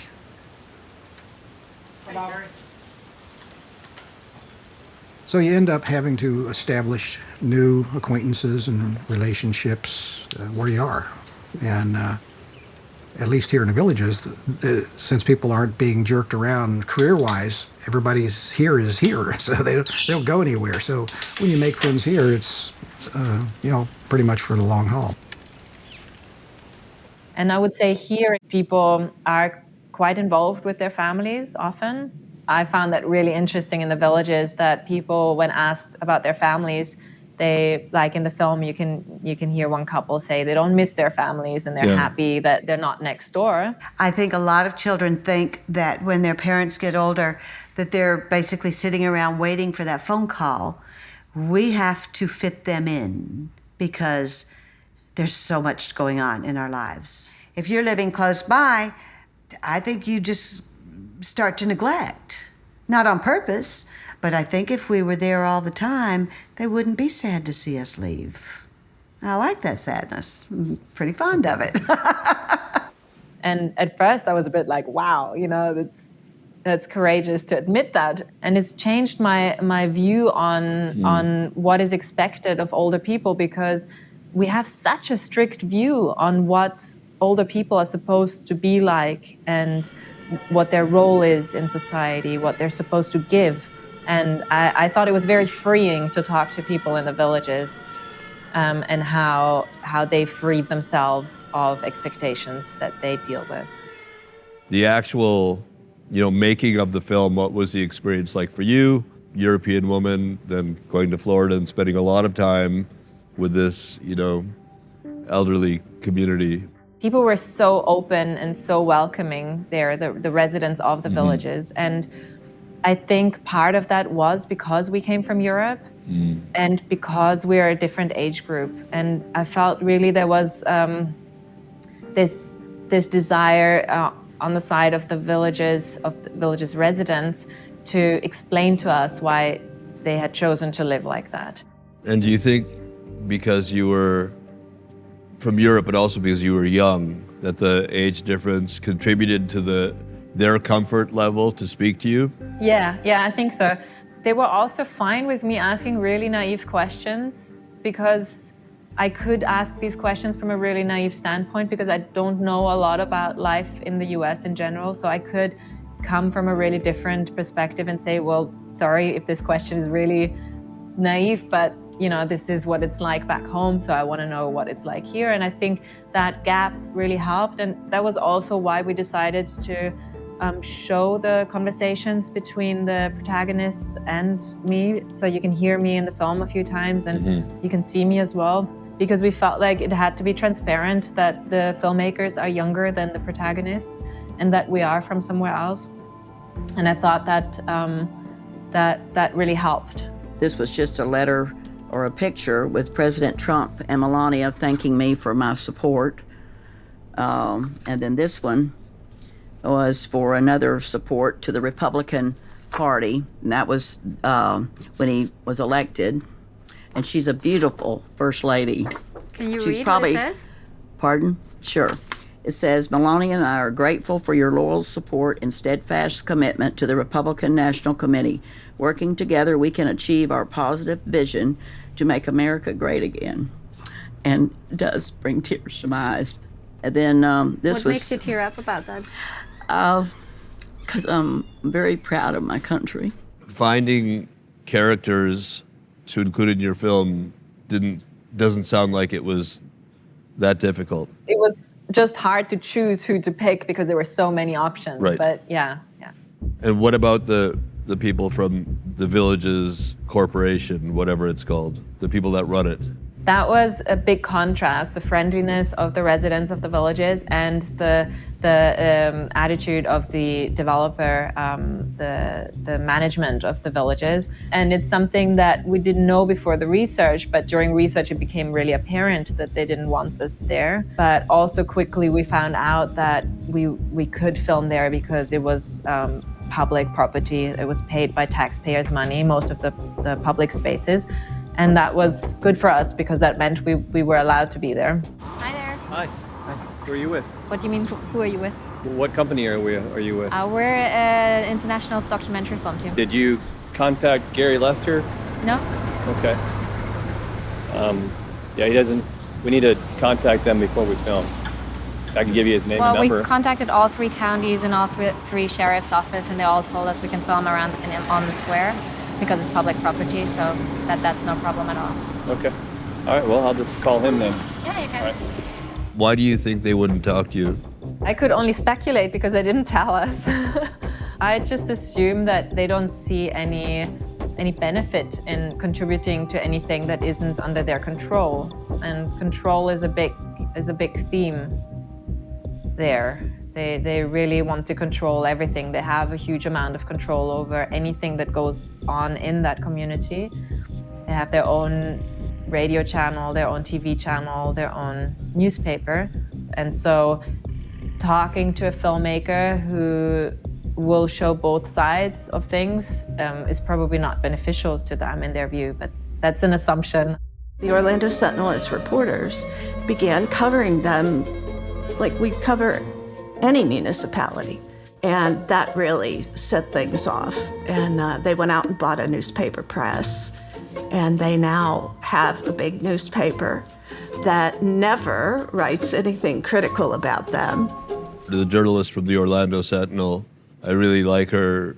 She's smart, and her role in the film is really important as well, I think. At what point did you start realizing, I should be interviewing someone like her, or the people that are protesting the expansion and putting up signs in the communities? It became a lot more than just a story about this is a different kind of retirement community. Yeah, in the beginning, you're completely right. It was a film about a retirement community, and I thought we'd just, portray what life is like there. Right. But it became important to show critical aspects of the villages very fast. If you left the villages, you just were confronted immediately with people who were really impacted by the growth of the villages, showing the impact that a community like that has on its surroundings, on the environment, on the area residents. I think we couldn't have made a film without it, because it was right there and we couldn't have ignored it. And the management trying to stop us so persistently from filming, it spurred that wish to show both sides, because we just felt like it seems like something is going on here, and it seems like they really don't want to show that. So we felt like to create a balanced film, we absolutely had to show both sides.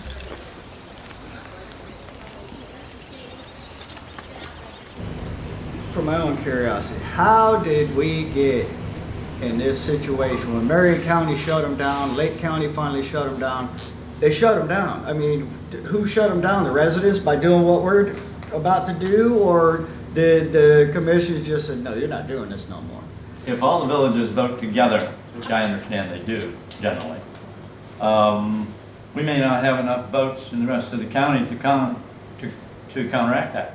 If that's the case, then even if every one of us voted against whatever they have coming up, we couldn't undo it, and we couldn't stop it. If you're thinking division, there's them and there's us, that won't work. Because there's a lot of thems and us, wherever you live, that have different sides of position.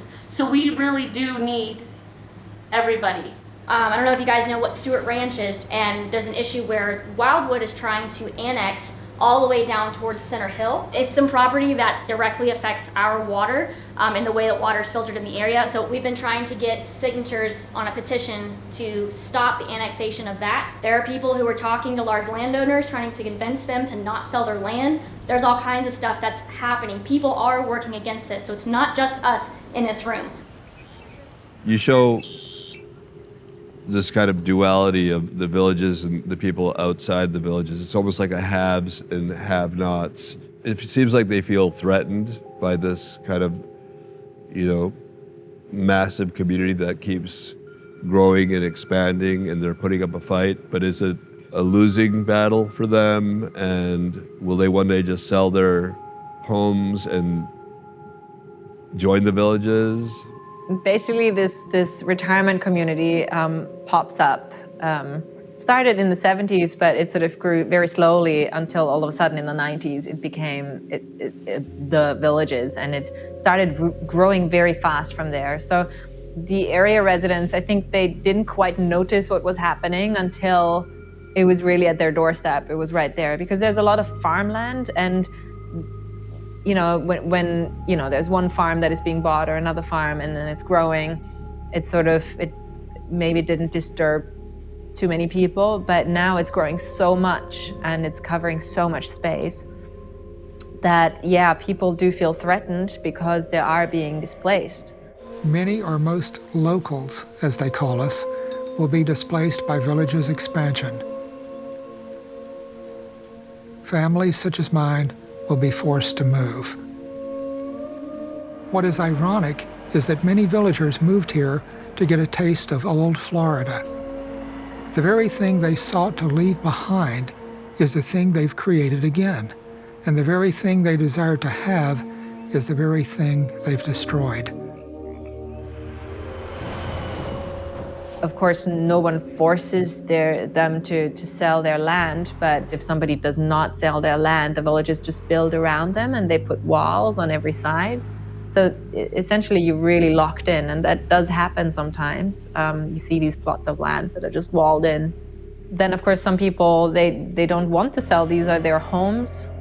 They've been living there for generations, and they feel like their village center is being bulldozed over. So where they used to meet people, they can't meet anyone anymore. So it really changes not just the landscape, which you can see in the film, of course. The landscape is completely changed. The ecosystems that are very fragile there are completely disrupted. And this is what the area residents are worried about, is what effects this community has that they can't measure yet. So it's about water usage, but also about where does all this water go if you just seal everything? If this is a swampy area, where does that water go? What about the sinkholes that have become a problem there? So all of this you can see in the film.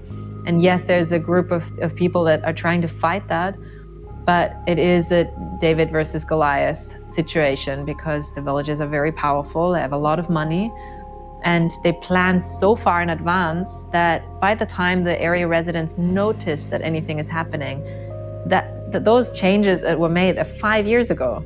So they don't know what's happening until the very last moment. Between them controlling the narrative of they have their own newspaper, their own radio station, and the aggressive expansion, it feels sinister almost. Like, who is this Morse family? What is their, agenda? Like, what's really going on here? It's pretty... It felt like that too while filming, as comfortable as we felt with the people that we filmed with. But then there's this other side, which is the management of the villages. And you're right, it feels a little strange, and you kind of start to wonder, is there more to it? Am I missing anything? And I'm not an investigative journalist, and I'm not an investigative filmmaker, but it sort of pushed me towards that. The villages corporation is still privately held by the family? Yes, absolutely. So everything has to do with that family, with friends of the family. They own not just the villages, but also a lot of the businesses that are inside of the villages. So what they don't own, they lease out. So they profit from just about everything in the villages. And did you ever find out what the corporation's value is? Like, what is it worth now? I don't actually know. I know that they've become billionaires through this. Right. They are one of the most influential families in the U.S. It's the fastest growing municipal area in the U.S. They're one of the big supporters of the Republican Party as well. So I think they have a huge amount of influence in Florida, but also in the U.S. politically and financially.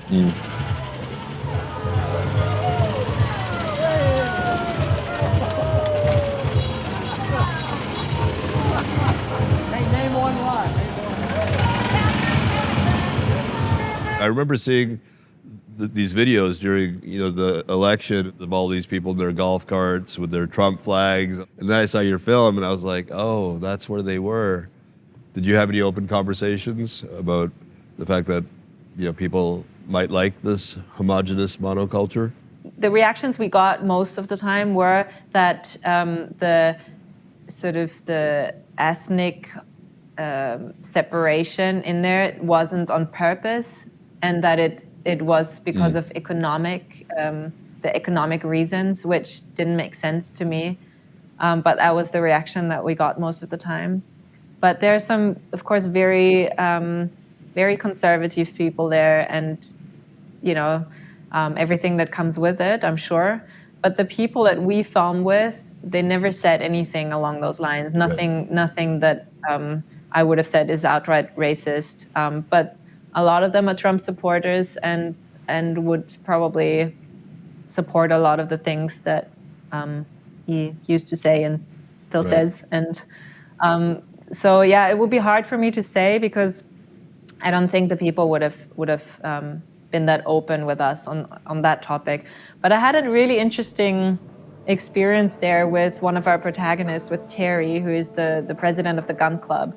And it's one of the biggest clubs in the Villages, which was what interested me about it. And so we spent a lot of time with him. And I was just surprised that you could have such open, discussions with somebody where you're really not on the same political spectrum. And it just surprised me that Terry, he had his very strict political views, but I could talk to him. And I don't know, I was just surprised that I could still also like somebody who was politically so different to me.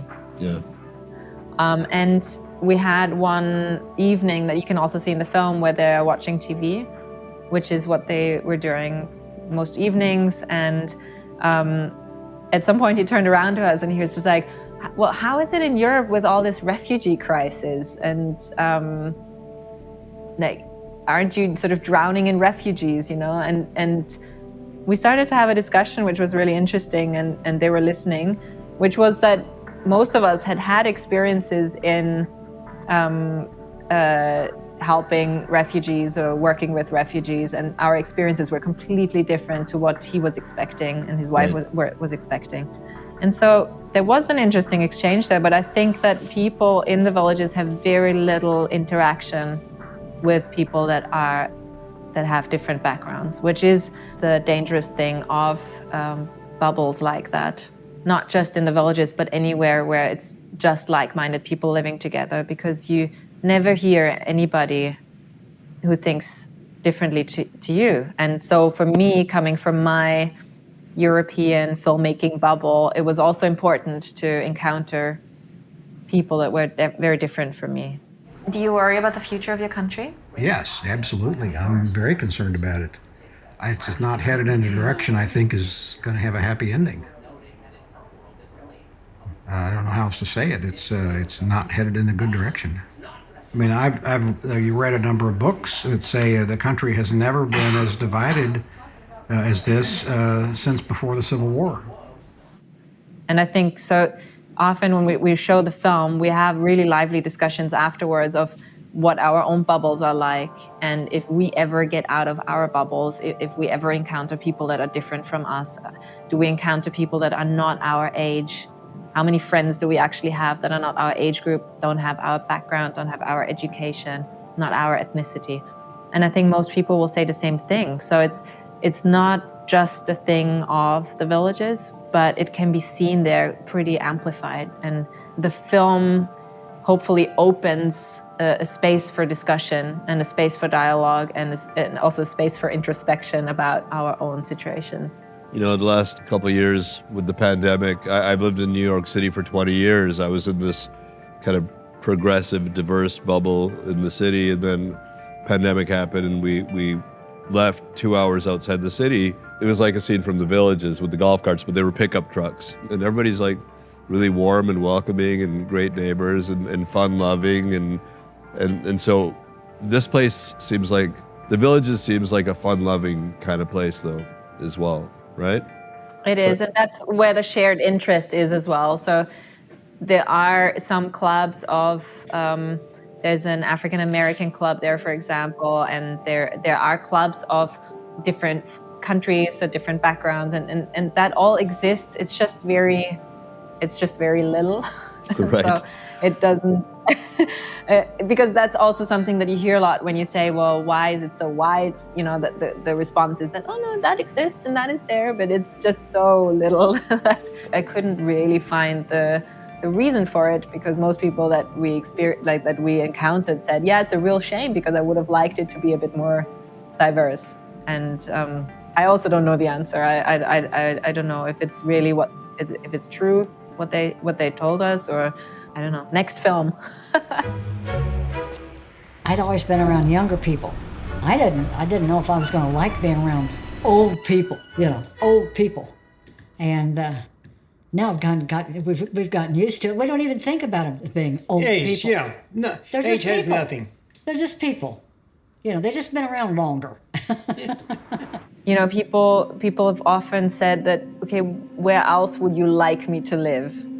There are a lot of other places that are really homogenous as well. It's not just this place, it's all of our society, all these little bubbles are homogenous in the end. And would you prefer me to live in some city where I'm in an apartment that I can't get out of because there are just stairs I can't walk down and up to, and where I wouldn't have any activities, where maybe I can't drive a car, where, all these things. Would you prefer me to be isolated in a place like that? So what is the alternative to me being there?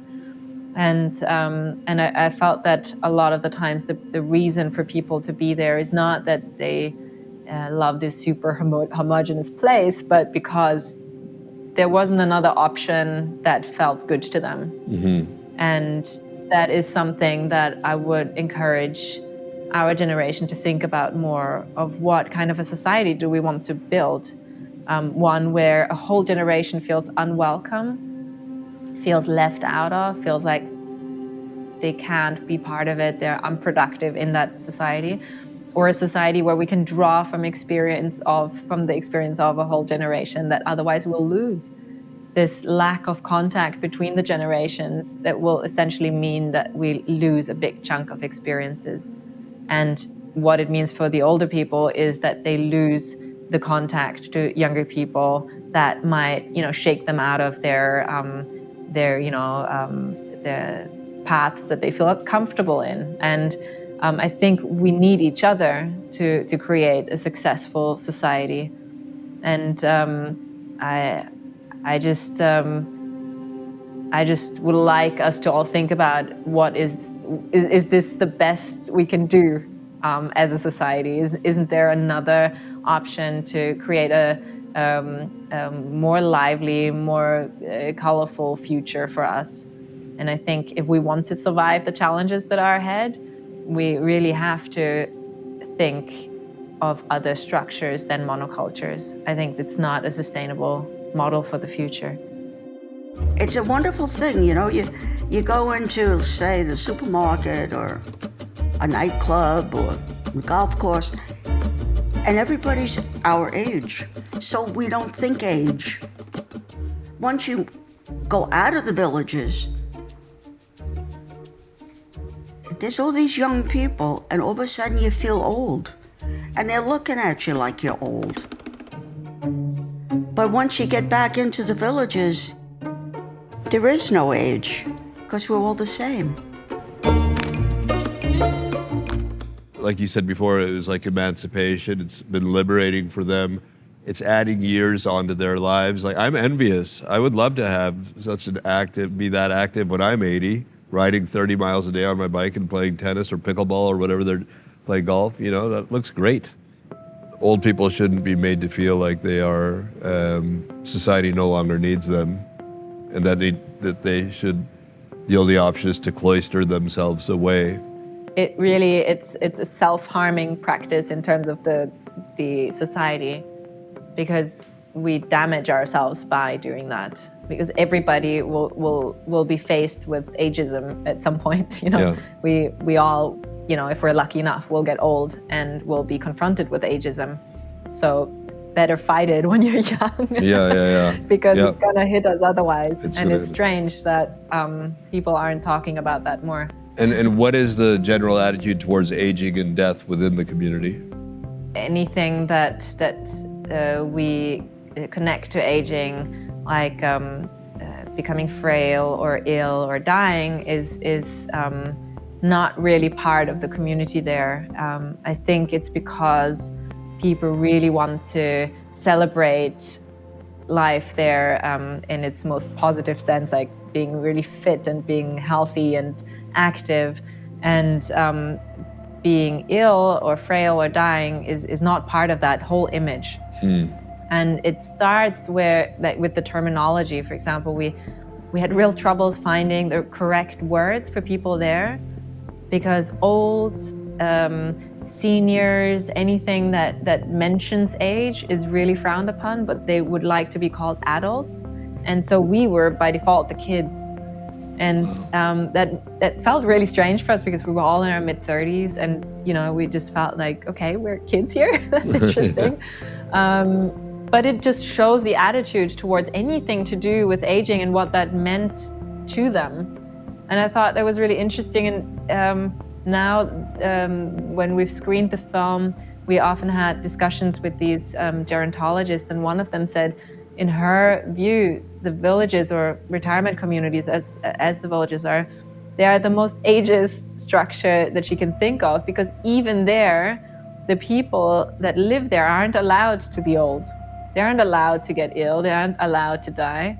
There's no cemetery there. Really? In the villages. Wow. Nobody likes to talk about dying. The ambulances, once they go through that gate, they turn off their sirens. And so they come through, they're quiet. Otherwise, I suppose they'd be going off all day, I say, oh God, who's going now? We filmed in a funeral home, and because I was very interested in how you die in the villages, and it was too, like, it didn't fit in the film anymore, unfortunately. But I loved what the funeral director told us, that also when they pick up a body, they go in these white vans, because nobody wants to see a funeral vehicle driving through the villages all the time. And it must be such a challenging phase in life. And I notice it with my parents. A lot of the time they go to funerals, and it's really sad.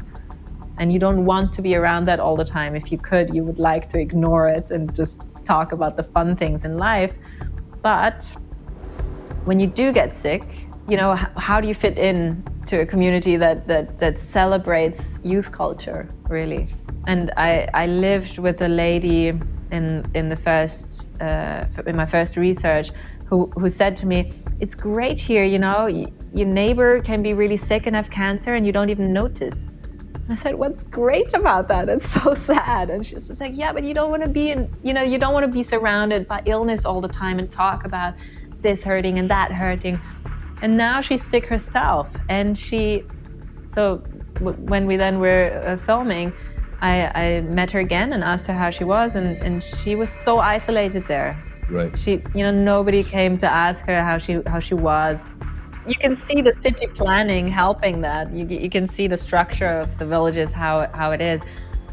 There are the squares where you can come and dance, and then the care facilities are sort of on the outskirts of town. Stepped from the shower and got a good look at myself. Pot-belly, bald head, thought I was someone else. Oh, I caught my reflection in the mirror on the back of the bathroom door. And honey, I just don't look good naked anymore. I went to the doctor for my annual exam. I was standing in the buff when suddenly she said, "Dan." I said, "What is it, doc? Some fatal disease? Honey, I gotta know the score." She said, "No, you just don't look good naked anymore." Oodle-ay, oodle-oh, oodle-daddy.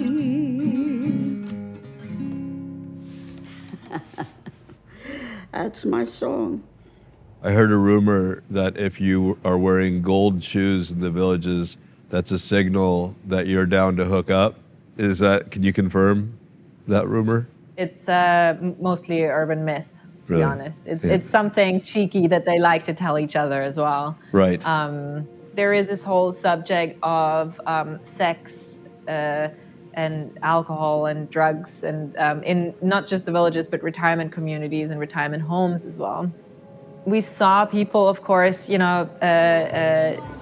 at night and hooking up, and I just thought it was fantastic, because I just thought, if I'm 85 and I can still be in love like a teenager, isn't that fantastic? I met a couple who was in their early 80s, and they'd just been together for a week, and they were just kissing like mad on the dance floor. And I just thought, this is amazing. This is great. Yeah. And so this whole idea of making fun of this aspect of especially sex and everything like that's been talked about in the media a lot, about the villages, and it's something that they're really sensitive about. When you talk to them, they're just like, please don't talk about that.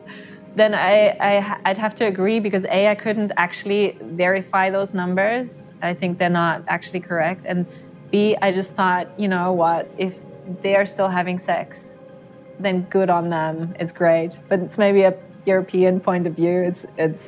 I just think, great for them. Getting old doesn't need to be super depressing, right? And that's what you've shown in your documentary as well. I think there are downsides to getting older, but I hope that the film can also remind us that there could be positives as well. There's yours. Oh, thank you. What is it? It's rum punch. Keep your straw. From what? We're just passing this around. This is To do what? for giggles. To get you high. Ooh, Is this an very good. Now, what am I tasting, maybe? This is Roger's rum punch.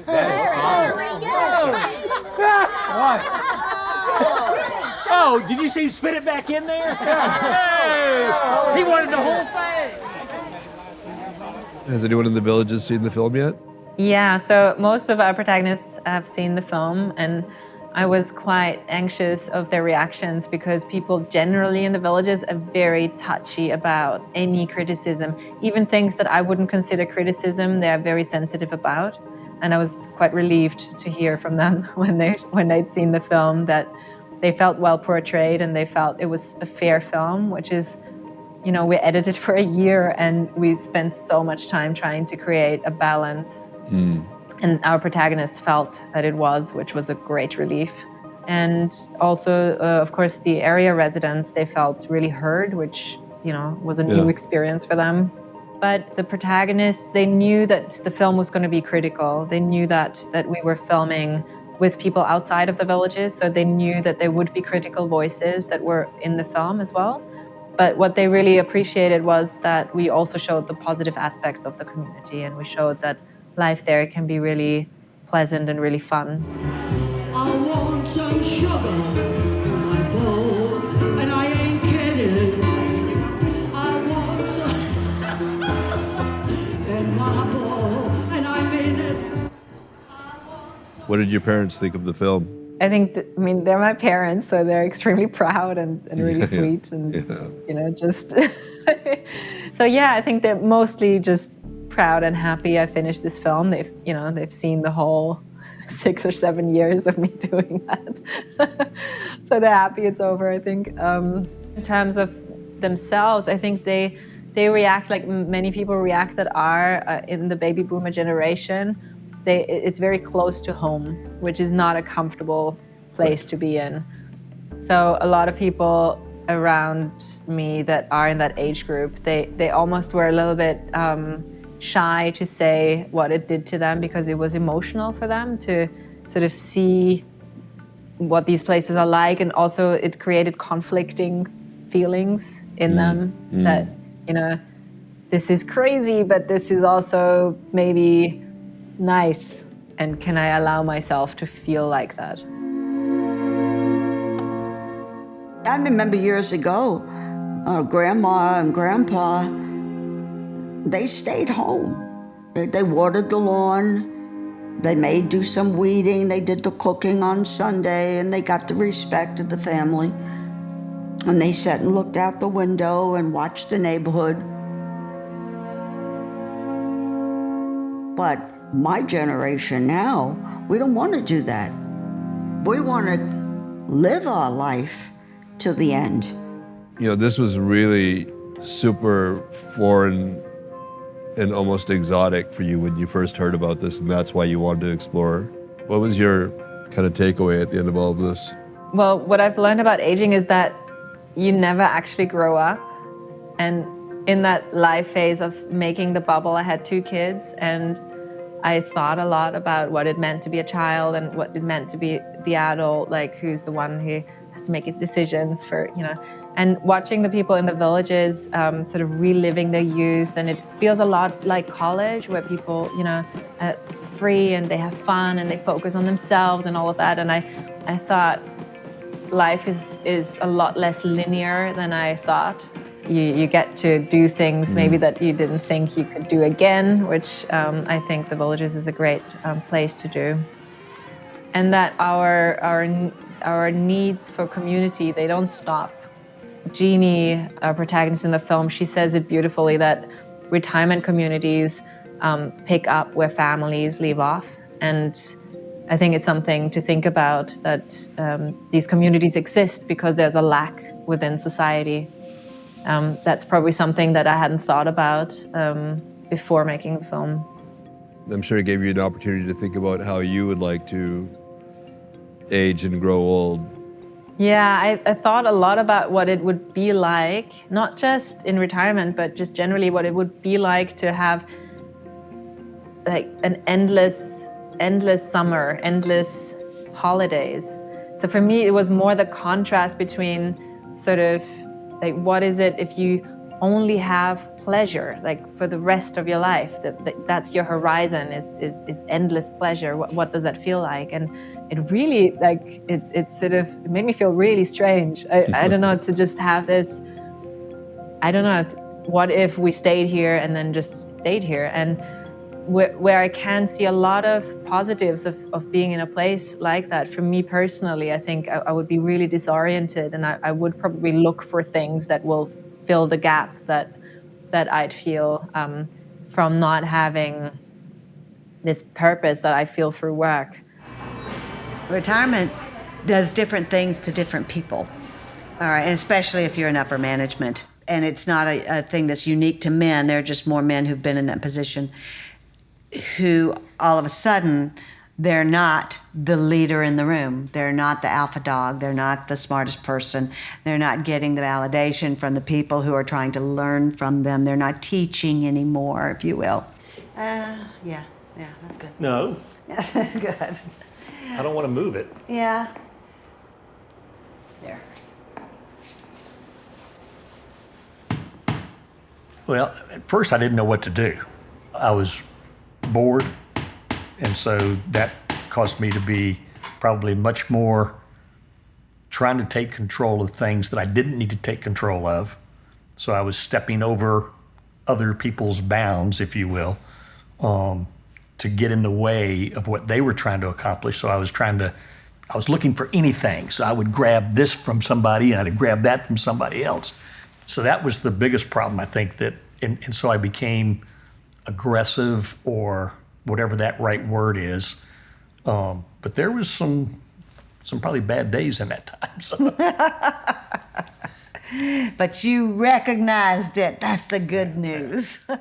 You mentioned before, about audiences and the conversations that you've had with them about their bubbles that they inhabit. What was what would you like the takeaway to be for audiences who watch the film? Did you think about that when the film was done? Like, this is my message to the world in this film. Well, I prefer to ask questions than to put a message out there. So maybe some audiences will find that frustrating, that I leave them with more questions than answers, but I think that's way more productive. There is no clear answer to a situation like a retirement community, like the villages, and to aging, and to displacement of population and gentrification and all of that. But what I would like people to take away from the film is this question of, okay, so if you think that people do not belong in retirement communities, where else do they belong? What is a structure or a system, a setup that could be beneficial to everybody? What could work for us? And I would like that conversation to start, because we are not talking about this enough. And that's why I love that the film ends with these, with Creep, which is such a beautiful song, and that scene is one of my favorite scenes. But it ends with this, I don't belong here. And for me, what I would like people to take from that is the question, where do I belong?